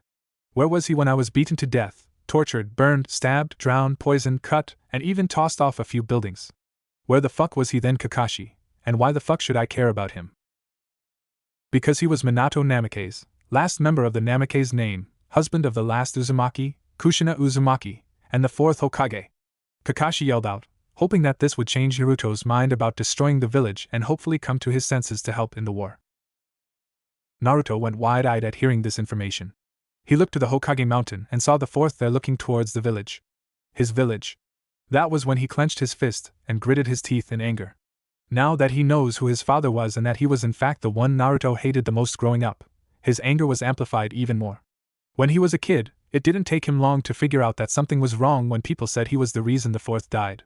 For a while, Naruto didn't know what they meant until he slipped into a library and read on the fourth sacrifice to stop the Kyuubi. It was said that he sealed the Kyuubi inside of a baby at the time, but didn't specify which one. It didn't take long for Naruto to figure out that it must have been him. He was born the same day as the Kyuubi's defeat, so it only made sense. He hated the fourth for burdening him with this, and causing the people of the village to see him the way they did. Now, to find out that the fourth was his father, that was the last straw. Naruto reined in on his anger and looked to Kakashi. Kakashi thought that his tactic worked and Naruto would want to preserve and save his legacy. Even Jiraiya, who was up on top of a large building watching everything at this moment, was hopeful of his student now. He would make up for the hardships Naruto went through this time around and earn his former student Minato's forgiveness. Naruto took a deep breath, then turned to Kurama. She looked down to him with a visible worry to her crimson eyes. She knew of Naruto's hatred and anger towards the fourth, and now towards his own father. She hoped that her husband wouldn't fall like this and willingly go back to the very village he vowed to her never to return to. That worry turned to surprise, then a vicious glare when Naruto motioned to the mountain of the Hokages. Kurama wasted no time looking to the mountain and charged up her own attack. Naruto, no! Kakashi and now Jiraiya shouted, but were too late as the Kyuubi fired a beam of condensed energy directly at the fourth's head. The beam went through and kept going, destroying the fourth Hokage's head and anything in its path.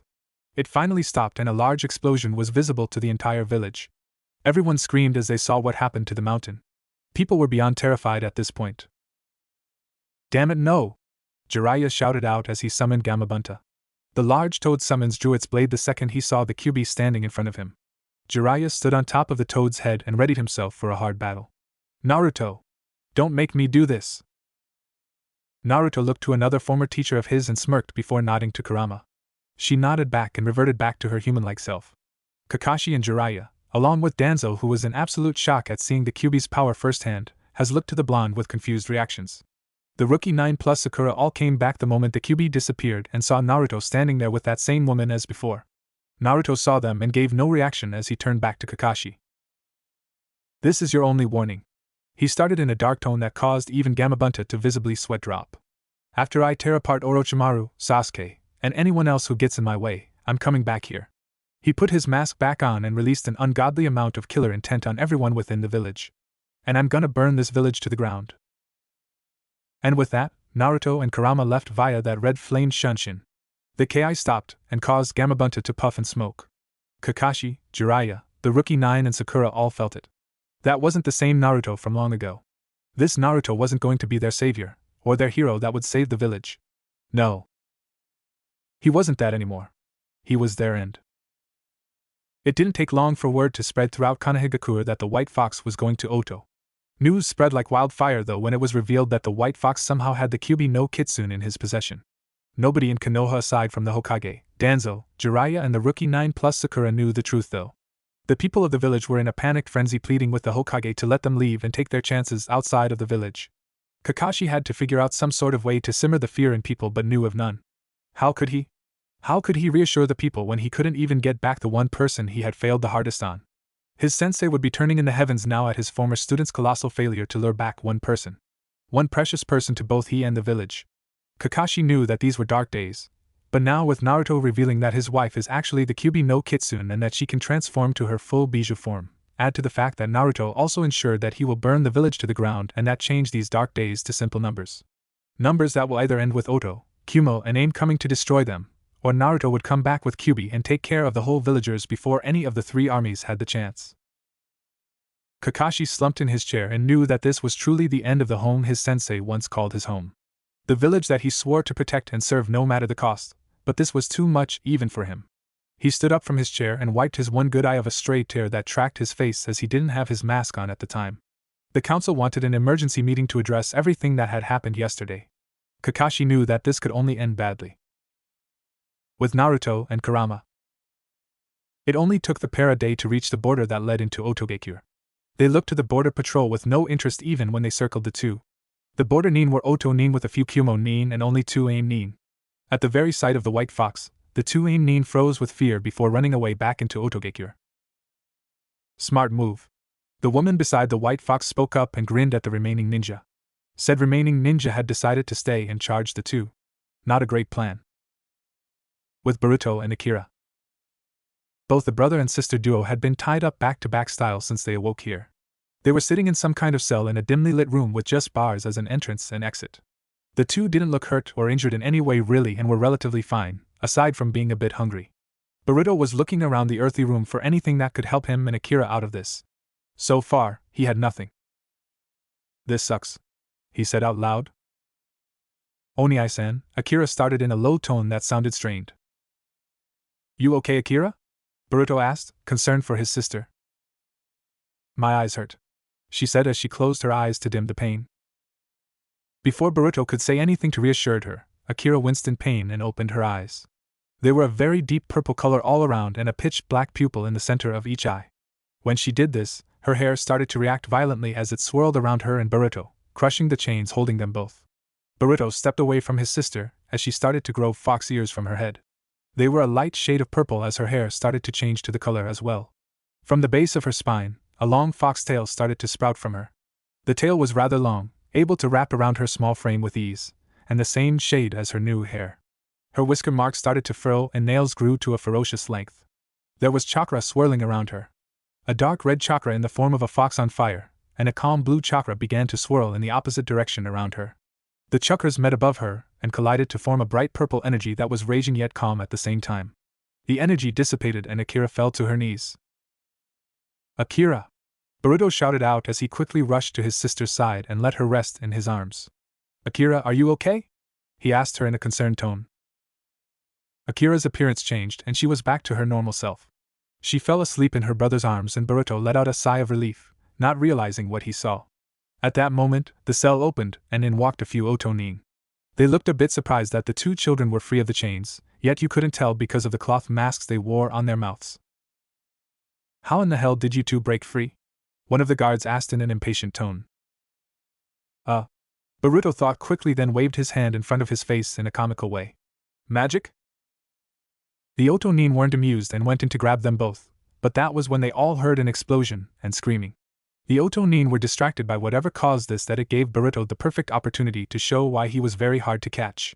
Scooping up his still asleep sister, Boruto quickly made his way past the ninjas and out of the cell. Hey! One of the nin yelled out as Boruto slid through his legs to escape. Capture them before Orochimaru-sama or Sasuke-sama find out. Don't wait up, losers! Boruto yelled out as he ran through the maze of this underground base, avoiding any and all Oto, Kumo and aim nin in his path. Orochimaru, Sasuke and Kabuto. What is going on out there? Kabuto yelled to one of the Oto nin monitoring the perimeter of their base. I don't know. One moment we're getting 2 intruders near the border, the next we have reports of some monster by the aim nin. A terrified Oto nin answered. TCH. Kabuto grunted as he turned to his master. Orochimaru-sama, what do you want us to do? Orochimaru was stroking his chin in slight annoyance. He had anticipated Naruto coming here recklessly and getting caught, but something was different. Maybe that snake he sent to spy on Danzo forgot to mention something in its report. Who knows for now? Sasuke-kun, the snake Sannin said to his future vessel.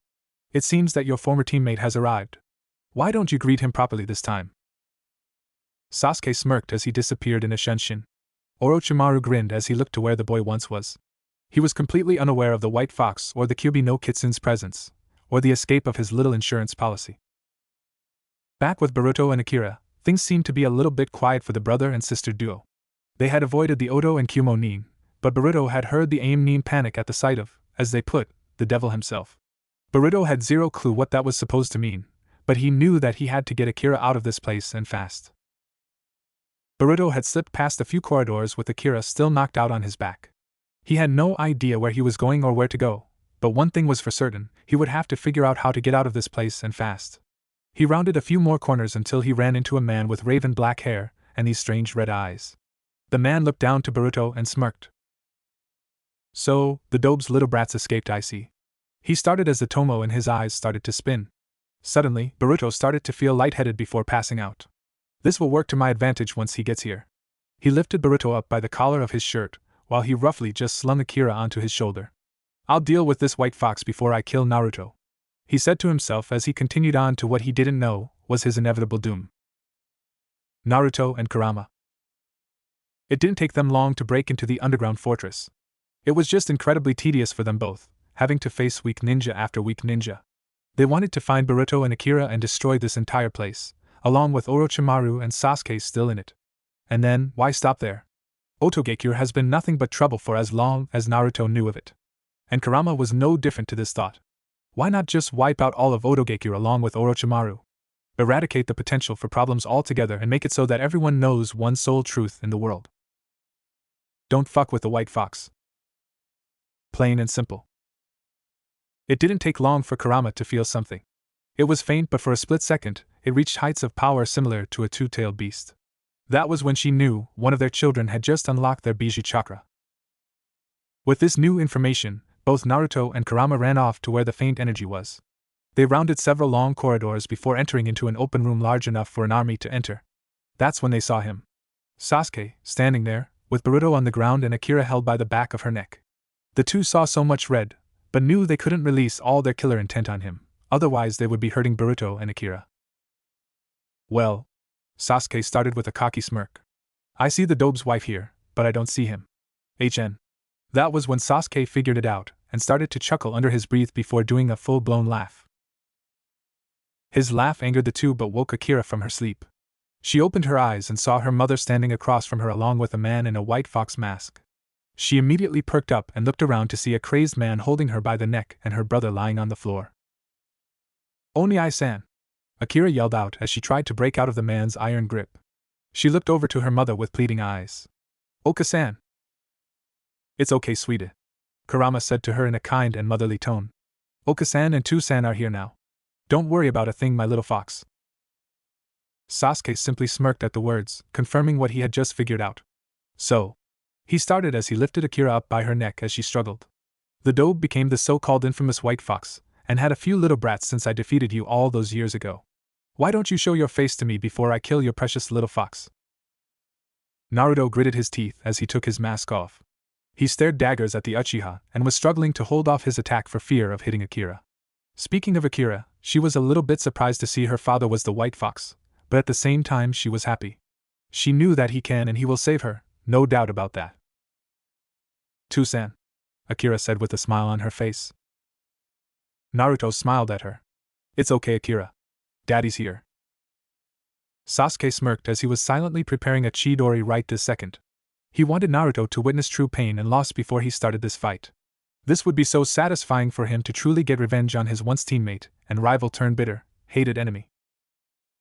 Just as Naruto was about to make his move, Sasuke did it.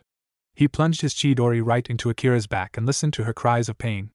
Naruto and Kurama went wide-eyed and were in absolute shock at what they were seeing. Akira!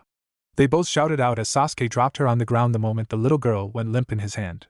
He threw her towards them and as quickly as they could, Kurama caught her.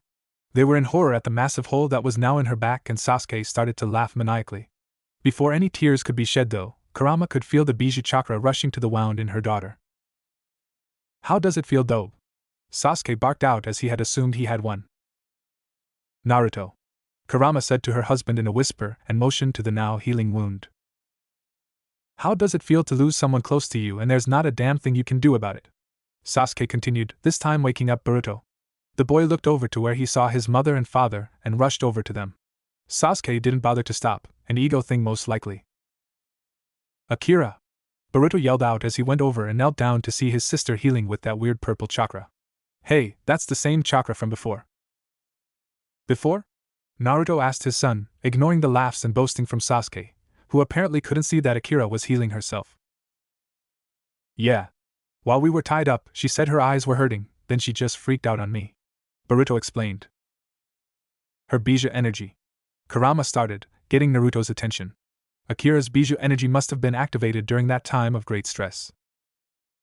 Meaning that she has tailed beast inside of her. Naruto finished his wife's statement. Yes. Kurama answered with a nod and a smile. She's gonna be okay. Take care of your old teammate Naruto. And this time, wreak havoc. Naruto smiled to her and nodded before turning to his son. Boruto, stay with your mother and sister. He stood up and turned to Sasuke, sword drawn. I'll end this in an instant. Naruto looked straight at Sasuke with a sinister look in his eyes. A look that Sasuke didn't think that Naruto of all people was capable of doing. The blonde gave the last Uchiha a smirk, a devilish smirk. A smirk that sent a shiver up Sasuke's spine. Naruto stretched a few times before slowly and methodically walking over to the now fearful Sasuke. The Uchiha, in turn, assumed that this was just grief and anger from his old rival killing his daughter. Unfortunately for him though, Naruto was more or less thrilled instead of angry. This would be the last time the two would fight. The last time the Uchiha would be seen by anyone. The last time that he would draw a breath. Without wasting any time, Naruto drew his sword and continued to walk towards Sasuke. Sasuke drew his blade and took his stance, that sly smirk on face to paint his ego perfectly. Naruto didn't bother to even raise his blade to block as Sasuke lunged towards him, swinging his sword at the blonde with ferocity and power. Naruto simply dodged with ease and a look of boredom on his face. After all this time since their last, near-life-threatening battle, this was all Sasuke could do. It was beyond pathetic really, it was downright sad in Naruto's opinion. Sasuke was getting frustrated and decided to step it up a notch. His blade was covered in lightning, and he started to move faster. To anyone else, it would look like a blur, but to Naruto, it looked like Sasuke went from the speed of an old man to the speed of a child swinging a stick around. Pathetic. Naruto almost pitied him as he still lazily dodged all of Sasuke's strikes. Sasuke took a step back when he saw Naruto take a step forward and landed on the other side of the room. His thoughts of pure confusion as to how the dobe obtained such power. He deserved this power and would do anything to obtain it. He activated his Sharingan and took a stance to realize that Naruto was just gone. He looked around before feeling a fist connect to the left side of his jaw and sent him flying to the other end of the room. Sasuke caught himself midair and was met with a knee to the chin, sending him skyward for a moment. Sasuke tried and failed to catch himself as Naruto appeared in front of him and kicked him back down to the ground with enough force to leave a fairly large crater. Naruto dropped down with his sword pointed downward to finish off the Uchiha only to be met by his second curse mark form. Naruto dodged Sasuke's attacks and had to block the even more ferocious attacks the Uchiha was giving him. This was a little more interesting to Naruto but not by much really. He hasn't been this bored in a fight since he slaughtered those Aim back during the war.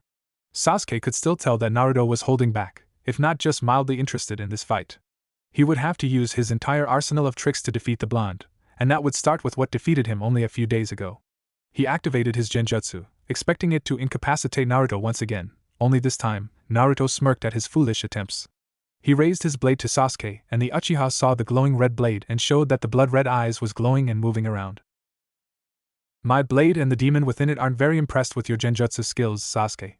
Naruto started as he walked over to the stunned Uchiha. A Kayakuma is a demonic blade that feeds off of negative energy and blood. Your negative energy, anger, doubt, frustration, fear, is doing a very fine job of feeding him. Now it's time he feeds on fresh Uchiha blood. Before Sasuke could make a retort, Naruto had already disappeared at speeds even the Sharingan couldn't track. He looked around for a moment before feeling a very sharp and sudden pain on his back. He looked behind him and saw that his two hand wings had been sliced clean off. The blood was flowing from his wound and covering the ground behind him. He yelled in pain only to later on feel his entire right arm severed from his body. The fresh blood fell to the ground and he had no time to prepare for what came next. Naruto stood in front of his kneeling, bleeding out form, and decided to add insult to injury. With one swift motion, Naruto ripped out Sasuke's precious eyes and held them in his hand. Sasuke screamed in pain before collapsing and holding the sockets where his eyes used to be.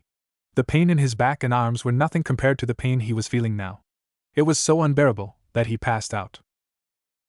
Naruto held the eyes in his hand and grinned at an idea he had for later. He put the eyes in a sealing scroll before pocketing it. He looked down at Sasuke's unconscious form and smirked down to him. Now you'll see the world like I used to see it as a child. Darkness and despair, but don't worry, Sasuke. You won't be feeling anything later after I'm done with your master. Naruto walked over to his family, and smiled warmly at his wife and chuckled a bit at his jaw-dropped son. He then looked down to Akira and noticed that she was stirring a bit. My. A new voice rang out from behind them. Naruto turned and saw the snake himself standing near the downed Sasuke with a smirk on his face. I had such high hopes for you, Sasuke, but oh well. I suppose I'll have to acquire a new vessel, and one of those children should do well. I've been waiting a long time for this, Orochimaru. Kurama started as she stood up, while Naruto took Akira. Oh? Orochimaru raised a brow at this woman. And who might you be, if I may ask? Kurama decided to show instead of tell, and boy, the look on the snake's face was priceless once she revealed her large red tails. Orochimaru backed away as he realized all too late that he made a grave mistake. He hadn't just angered Naruto and a random woman. He angered Naruto and the Kyuubi no Kitsune. Before he could retreat, he felt a sharp pain through his chest as Kurama shoved her tail through him. He coughed up blood and looked at her crimson eyes as she said to him in a near whisper, "You will feel the very fires of hell engulf your entire being for committing the ultimate sin to any mother." She continued even when Orochimaru started to pass out from blood loss. "You, the bastard Uchiha, and all of Oto will burn till even the ash disappears, but you two will burn in the one place you deserve to be in. That I can guarantee." And with those words, Kurama dropped the snake and sealed both he and the Uchiha in a large scroll for what they were about to do next. She returned to her family just as Naruto was picking up a stirring awake Akira up. She laid her hand on Boruto's shoulder as she leaned into Naruto, and they shunshined away from this place just as Kabuto and the rest of Oto's forces arrived. All the Aim Nin pulled out in fear of the White Fox's arrival. The Kumo Nin also arrived with the bulk of their army ready to face the White Fox. The four arrived on a hill overlooking all of Otogakure. Naruto looked to Kurama and with a smile that was warm to his children but meant something completely different to her, he nodded. He took the kids and shunshined away from her to do what she was about to do. Kurama transformed into her full-tailed beast form and, with a might roar, she formed the largest Biju bomb ever. She looked down for a brief moment, and could faintly hear the cries and panicked wails of the people within Otogakure. She felt no remorse as she fired the Biju bomb towards the center of Otogakure. The explosion was large and covered the entire area, and in one swift motion, silence. No more cries or fearful people, just silence as the fires spread and engulfed the entire area. Kurama felt nothing towards them. Their leader is responsible for this, not her. If it wasn't for Orochimaru, then none of this would have happened to the innocent. None of it to the ones just following orders. None of it to the mothers and fathers as they clutched their children when the oblivion swept across them. Kurama felt nothing, as she knew her husband didn't as well. She changed back to her human form and shunshined away to be with her family. When she arrived, she was greeted by the two balls of joy rushing her and engulfing her in a tight hug. She hugged the two as well as they were in front of their home now. She looked at Naruto and nodded just outside their children's view. He nodded as well and knew that now there was only one thing left to do. Burn Konoha to the ground. It didn't take long for word to reach all around the elemental nations of what happened to Oto. News of the White Fox and his partner the Kyuubi no Kitsune destroying the entire area shocked and terrified everyone all throughout the lands. All except for Kusa, who still saw him as a true hero.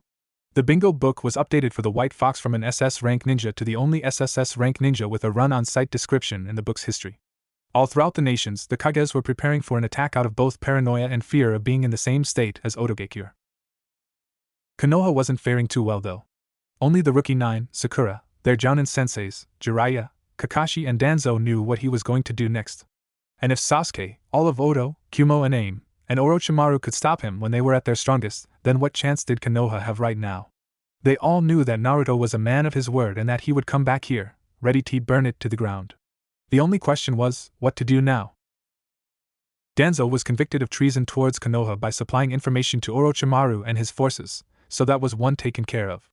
Jiraiya and Kakashi had been working tirelessly on a way to stop Naruto when he arrives with seals like how the fourth defeated the fox the first time. The Jounin senseis were preparing as best as they could while also trying and failing to convince their former students to join them in preparation for Naruto's arrival. The Rookie 9 plus Sakura had all but given up. After hearing Naruto's promise of burning the entire village to the ground, coupled with the fact that he still believed they attended that celebration all those years ago of his banishment, the will to fight was completely gone from them all. For Sakura, she had lost both her teammates and friends, and there wasn't a damn thing she could do about it. Hinata had lost the love of her life and saw that he had a family, the one dream she fought desperately for only to have it ripped from her. Shikamaru and Choji felt as if the only thing to do now was just spend as much time together watching the clouds than anything else now. Kiba and Akamaru just stayed with their family and hoped that it would be quick. Ino had spent her time with Sakura because she didn't want to be alone. Tenten and Niji stayed together and promised to meet each other in the afterlife. Shino was at peace with what he knew would happen and awaited the end. Lee merely meditated as he focused on simply how to be better than now if he reincarnates. The night after the news of Oto's destruction, they all met at Training Ground 7 one last time. It wasn't to plan some sort of attack or even get ready to face Naruto, it was just to say goodbye. "I'm really gonna miss all of you," Ino said to them with a tear in her eye. "Yeah. Me too." Shikamaru spoke up. "At least when this is all over, it won't ever be troublesome ever again." Ain't that the truth? Kiba said with a smirk, the first he's done in a few days. I just hope that when Naruto does show up, he'll at least make it quick for us. Not like we really deserve it. Tenten spoke up with her head down. Niji held her hand and gave it a gentle squeeze. We'll be together for it. I promise, he said to her, looking the girl he loves in the eyes. Wow. And here I thought a guy like Niji didn't actually love anyone. A new yet familiar voice broke them from their thoughts. They all turned to the direction of the voice and saw, to their surprise and near horror, Naruto Uzumaki, standing with his wife next to him. Hey guys. Been a while, hasn't it? To say that they were all tense was an understatement. They were terrified at why he was here in front of them. Thanks to Shikamaru, he had already deduced that that woman was indeed the Kyuubi in a sort of human form, and that thought made them even more fearful. They all took a step back as Naruto tilted his head a bit and raised an eyebrow. You all seem defensive for some reason. He started. You all can calm down. If I wanted all of you dead, I would have just done it by now. This had a small reaction as most of them relaxed a bit, but were still shaken and tense. I only came here because I wanted to warn all of you to leave Konoha before noon tomorrow. They all went wide-eyed at what he said, and a whirlwind of questions were asked, or shouted. Naruto didn't bother to answer the meaningless ones and instead answered one that was asked the most. Why? Why them? I'm telling all of you not out of friendship or anything of the sort, but because my wife convinced me to. Naruto said to them while Kurama stood next to him. She convinced me that not everyone in this village deserves what's coming to them. They all tensed at his words, but something wasn't right here. Why was he warning them now of all times? Why give them this in advance if he wasn't doing this as a friend? They had so many questions, but Naruto was in no mood to answer them. He turned around to walk away along with Kurama only to be stopped by a certain, lavender-haired girl. Naruto-kun. Wait. Hinata spoke up as she went over to the now stopped Naruto. Kurama knew what was about to happen. Unlike Naruto at the time of his younger years, she picked up on the Hyuga girl's crush on her blonde vessel. She knew that this girl simply couldn't live without her precious Naruto-kun. Her dream most likely to be with him and marry him, only for that dream to be absolutely shattered into a million pieces by Kurama. The Kyuubi no Kitsune took Hinata's dream away from her, and the girl would do anything to get it back. Anything. Hinata. Naruto spoke before turning to the still girl. He looked at her with a stern yet soft look in his eyes that she didn't recognize as a monster or demon that everyone had always kept calling him beforehand, but as a man who was going to say something she didn't want to hear. Taking a deep breath, Naruto spoke to her. I'm sorry, Hinata. But I can't be with you. My heart belongs to Kurama, my wife, my love. He held out his hand to the demoness, and she took it with a gentle hand. I'm sorry, but this is who my heart belongs to. Her and my children are the most important thing in my life. Goodbye, Hinata. But, and then Narity too. She stuttered out as the tears in her eyes fell in droves. I love you. I know. He started to her. But I can't return that love the way you want me to. This is all I can give you. Go and live. For me. Before any of them could say anything, Naruto and Kurama were gone in a red-flamed shunshin, leaving a sobbing Hinata along with an equally distraught group right behind her. The next day, 11:50. Kakashi was sitting in his chair inside his home and looked on to the rest of the village from his window. After word got out on Oto, he knew that the days of Konoha were truly numbered. Not by an army or some kind of powerful alliance, but by a single individual. An individual that Kakashi himself had tried and failed to help all those years ago. An individual that had every right to want Konoha to be an exact same crater-sized hole just like Otogakure. Naruto Uzumaki. He was coming back here and he was going to do what he promised to do. Burn Konoha to the ground. Kakashi knew that he was a man of his word, and knew that this was indeed the end. Especially after he got a letter from someone in an obvious henge telling him that at noon tomorrow, the village would be no more. Of course Kakashi brought this to the council and got the response he knew would happen. Panic, outrage, wanting to bolster the Leaf's defenses, call upon someone for assistance, anything. That of course was the civilian side and elders, while the shinobi side wanted to evacuate the village and save as many people as possible. Enraged by the lack of integrity, Danzo, who pulled many strings and favors to be released, seized the opportunity to take the position of Hokage from the former Jounin. A task that proved too easy when Kakashi practically threw the hat towards the old man and stepped down, not just from the Hokage position, but also as a shinobi in general. He left the chamber after convincing most of the clan heads that this was something they weren't going to win. The original Ino Shikacho stepped down as well, along with some Inuzuka and Shibi Aburame. Of course Hayashi wasn't going to let one little demon brat and his apparent whore of a wife intimidate him, so he stayed to reap the rewards of Naruto's defeat. Danzo would have marked them as missing Nin, but he had preparation to do and a blonde weapon to leash in the morning. Jiraiya had tried and failed to convince them to stay and fight for their home, but they all felt the same guilt from what was coming and decided to cut their losses. Now, Kakashi stood there at his door to leave and looks at the clock. 11:53, 7 minutes left. He took one last look at the room he had called home for all his left and saw the picture of him and Team 7. This caused him to shed a tear in his eye as he took the headband off and placed it near the picture. Grabbing a dark blue bandana, he tied it to cover his Sharingan eye and left in civilian clothes to the north gate. There waiting for him was Sakura, all of the rookie 9, their Jounin senseis and parents, the clan heads and the ones with them that saw reason over a false sense of victory, Konohamura Core, Irika, and the Ichirakus. They left with only 2 minutes left until the end with a myriad of emotions. Sorrow, shame, anger, fear, hope.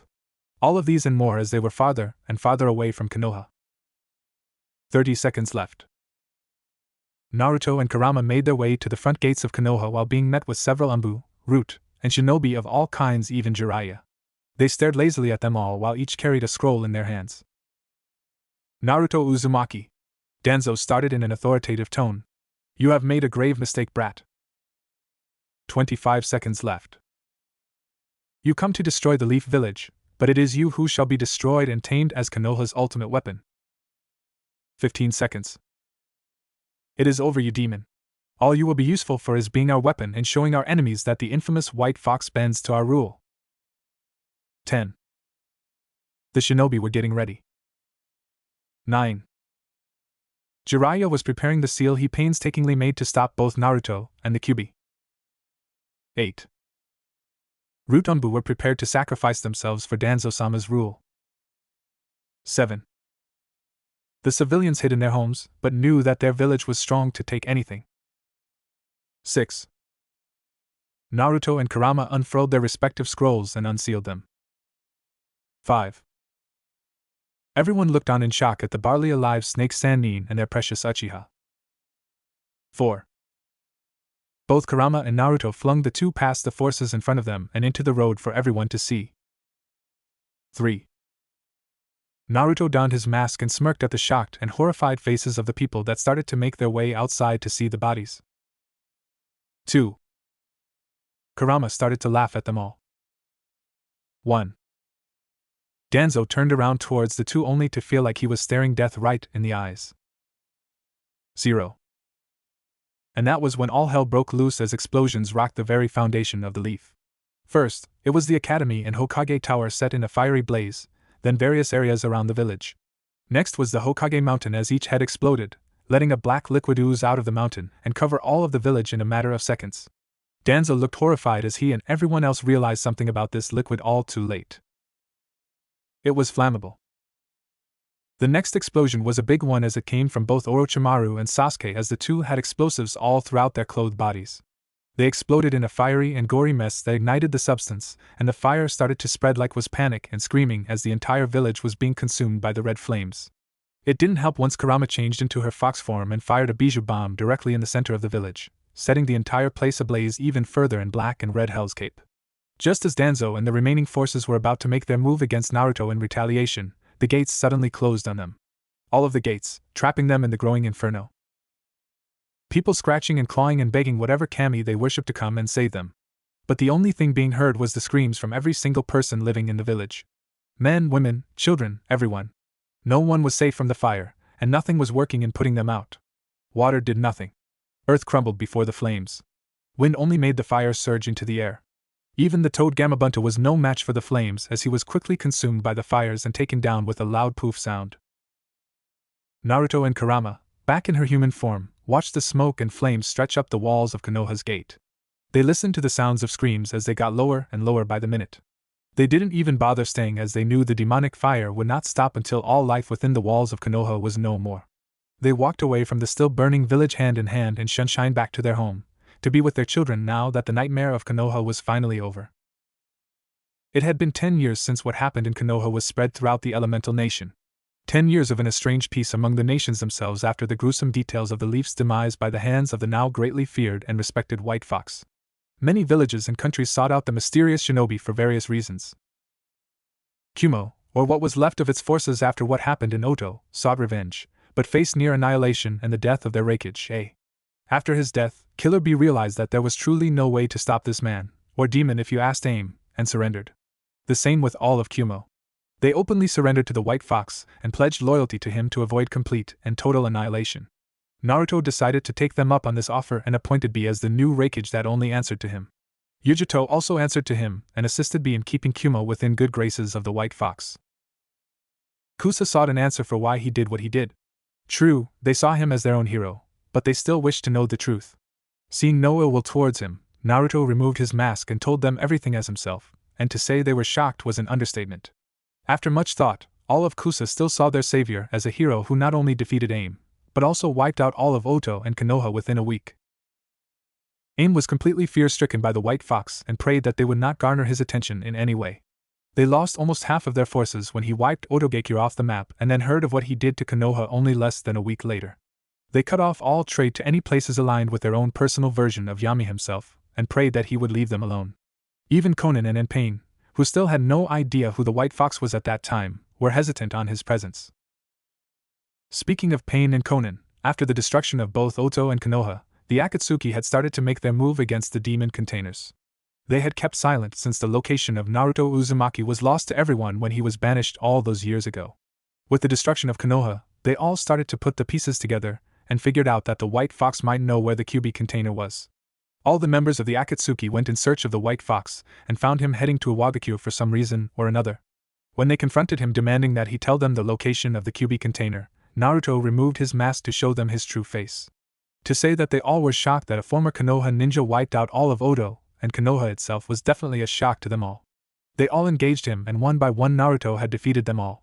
He killed Haiden and Kakuza with ease, shattered Samahata with a Kayakuma and sliced Kisame in half downwards, shattered Sasori and the Six Paths into pieces, subdued Zetsu and later destroyed him, captured Deidara since they were so close to Iwagakure right now, defeated both the real Pain and Konan, same with Itachi, and he subdued Tobi after the man tried and failed to use his Sharingan to manipulate the blonde. Naruto had listened to Pain and his reasoning for wanting to do what the Akatsuki were planning to do. He didn't like the idea, not one bit. Seeing as how he took out most of all the members, Naruto decided to spare the last three while taking Tobi's head. It came as a real shock to Itachi when he realized that Tobi was really a formerly dead Uchiha named Obito. Naruto's reasoning for killing him, to send him straight to his now fully fallen team to grieve at what he had lost. The last three were confused as to why he would allow them to go free. That is until Naruto told them he wanted them to stop their own foolish dreams, Pain and Konan to stop their foolish dream of bringing peace, and for Itachi to realize that he was the true, last Uchiha, and his village was nothing but ashes. Naruto left them with Deidara and went to IWA to allow them to think about what they were to do now. In IWA, after Naruto defeated the Akatsuki, he donned his mask again and went into IWA with an unconscious and subdued Deidara in tow. Anoki and Kuratsuchi, along with many high-level IWA nin, surrounded the White Fox until they saw that he had a missing nin of theirs. They relaxed when he told them he only wished for an alliance, and Deidara was just a show of good faith. Anoki was skeptical in his old age while Kuratsuchi was amazed by the power that the White Fox possessed. Everyone was hesitant until Naruto took off his mask to show his real face. Everyone tensed and cursed when they saw his face and recognized him as their greatest enemy ever, until Naruto introduced himself to them, denouncing his father's name. Even stating that his father's actions were the main reason why he burned Konoha to the ground in the first place. They were hesitant at first but later on decided that this man in front of them would bring their village to even greater heights. Naruto later on went to Suna and revealed himself as the White Fox to his friend Gaara. After explaining everything to the container of the one-tailed Tanuki, Gaara was easily convinced to ally Suna with Naruto. Wave was next on Naruto's list. He was greeted by the people of Wave with open arms and friendly celebrations. He had offered an alliance with them as well as get the location of Yuzushiogakure from Tazuna. He went to the ruins of his mother's homeland and found many things that only he could access because of his heritage. He found out about seals and that some of the village was actually sealed away and hidden underground for safety. Naruto brought those buildings back to the light and was surprised to see that a library and storage building full of clan techniques and the history of the once great Uzumaki clan. Naruto found many things on his people and even found a note from his mother Kushina. It was a letter to the first container of Kurama, Mito Uzumaki, explaining that she was afraid of going to Konoha. That she was hesitant about living with Minato and leaving Yuzu to fend off their enemies without her help. And that she was fearful about what would happen if she had a child and had no choice but to transfer the Kyuubi into her/him. Naruto shed a tear at reading the letter and decided to make a true memorial stone to the fallen Uzumaki clan. He later on, with the help of the people of Wave, rebuilt Yuzu. It didn't take much to convince his family to come to the former home of the Uzumaki clan. After Naruto had successfully restored Uzushiogakure, word had spread about it all. Many loyal Uchiha warriors had returned to see if the rumors were indeed true or not. They were pleasantly surprised to see that it was and that an Uzumaki had restored it. They instantly saw Naruto as their leader, and even wanted to make him the Uzukage of the village. Naruto refused the offer at first, stating that he only wanted to live his days with his family and among his homeland, but after some convincing from his family, he accepted the position. Everyone from the small village in Earth Country migrated to their savor and moved into Yuzu, causing a massive boom in the population. It was good for both Boruto and Akira to see some familiar faces after what had happened to them in Oto. Speaking of Akira and Boruto, both Kurama, Naruto and even a few of the ninja who were loyal to the Uzumaki clan had started to train them and many others at the newly built Yuzu Ninja Academy. Many children were learning about the ways of a ninja, history of the ninja and many techniques as well such as Fuinjutsu. True, none of the kids were at the level both Boruto and Akira were at since they were actual Uzumakis with a natural understanding of Fuinjutsu, but that didn't mean everyone else was slacking off either. The two had grown since Oto. Akira had learned that her bijou was a small, three-tailed and purple fox with pure white eyes. This bijou was still growing inside of her as the years went on, and now is at 5 tails as of right now. Akira could feel the power of her bijou, which was named Yuki because of her eyes, every time she would call for it. Yuki was surprisingly docile and kind to her container, and was most helpful in teaching her many things outside of the academy. Not to be outdone by his sister, Boruto had stepped up in his training. He was still the knuckle-headed and quick-witted kid he always was, but he was one of the top ninja within the academy. He learned many things, including kenjutsu from his teachers and father, fuinjutsu from the family storage vault since he took a very keen interest in the art of sealing, and surprisingly enough genjutsu from his mother. He became one of the best seal masters in Yuzu in such a short amount of time that it came as no surprise that he would reach Chunin easily along with his sister. And just think of the horrible way he and Akira would have been treated if Naruto had went back to Konoha. The remaining remnants of Konoha that Naruto spared were doing well now for the most part. The Ichirakus had set up shop within Kusa and were welcomed by many when they informed the people that they were among the ones loyal to Naruto. They were given permission to live in Kusa and continue serving their famous ramen to the people. The original Inoshikacho were among the few that retired from the shinobi life, along with Shiki Aburaim, Asuma and his wife Kurinai who now had a son, and surprisingly enough Guy since his eternal rival had done so before the destruction of Konoha. They had decided to live their lives in peace and were in various areas around the elemental nation. Asuma and Kurinai along with their son had moved to the land of spring along with the Konohamura Corp, who later on became bodyguards for the daimyo herself. The original Inoshikacho and their wives had stayed together with what's left of their clan and went to North Water Country. Shiki Aburaim and his clan along with Shino decided to head to Tanigakure and rebuild there. Iruka had decided to try his hand at being an instructor at Suna. He was welcomed there in good graces since he was also one of Naruto's precious people. Guy and Kakashi had decided to open up a taijutsu school out in a small village not too far from Takigakure. It's a good thing that Kakashi dropped the mask, wore a bandana around his Sharingan eye and changed his hair color to black to draw in less attention. Guy changed his wardrobe but still went on about youth.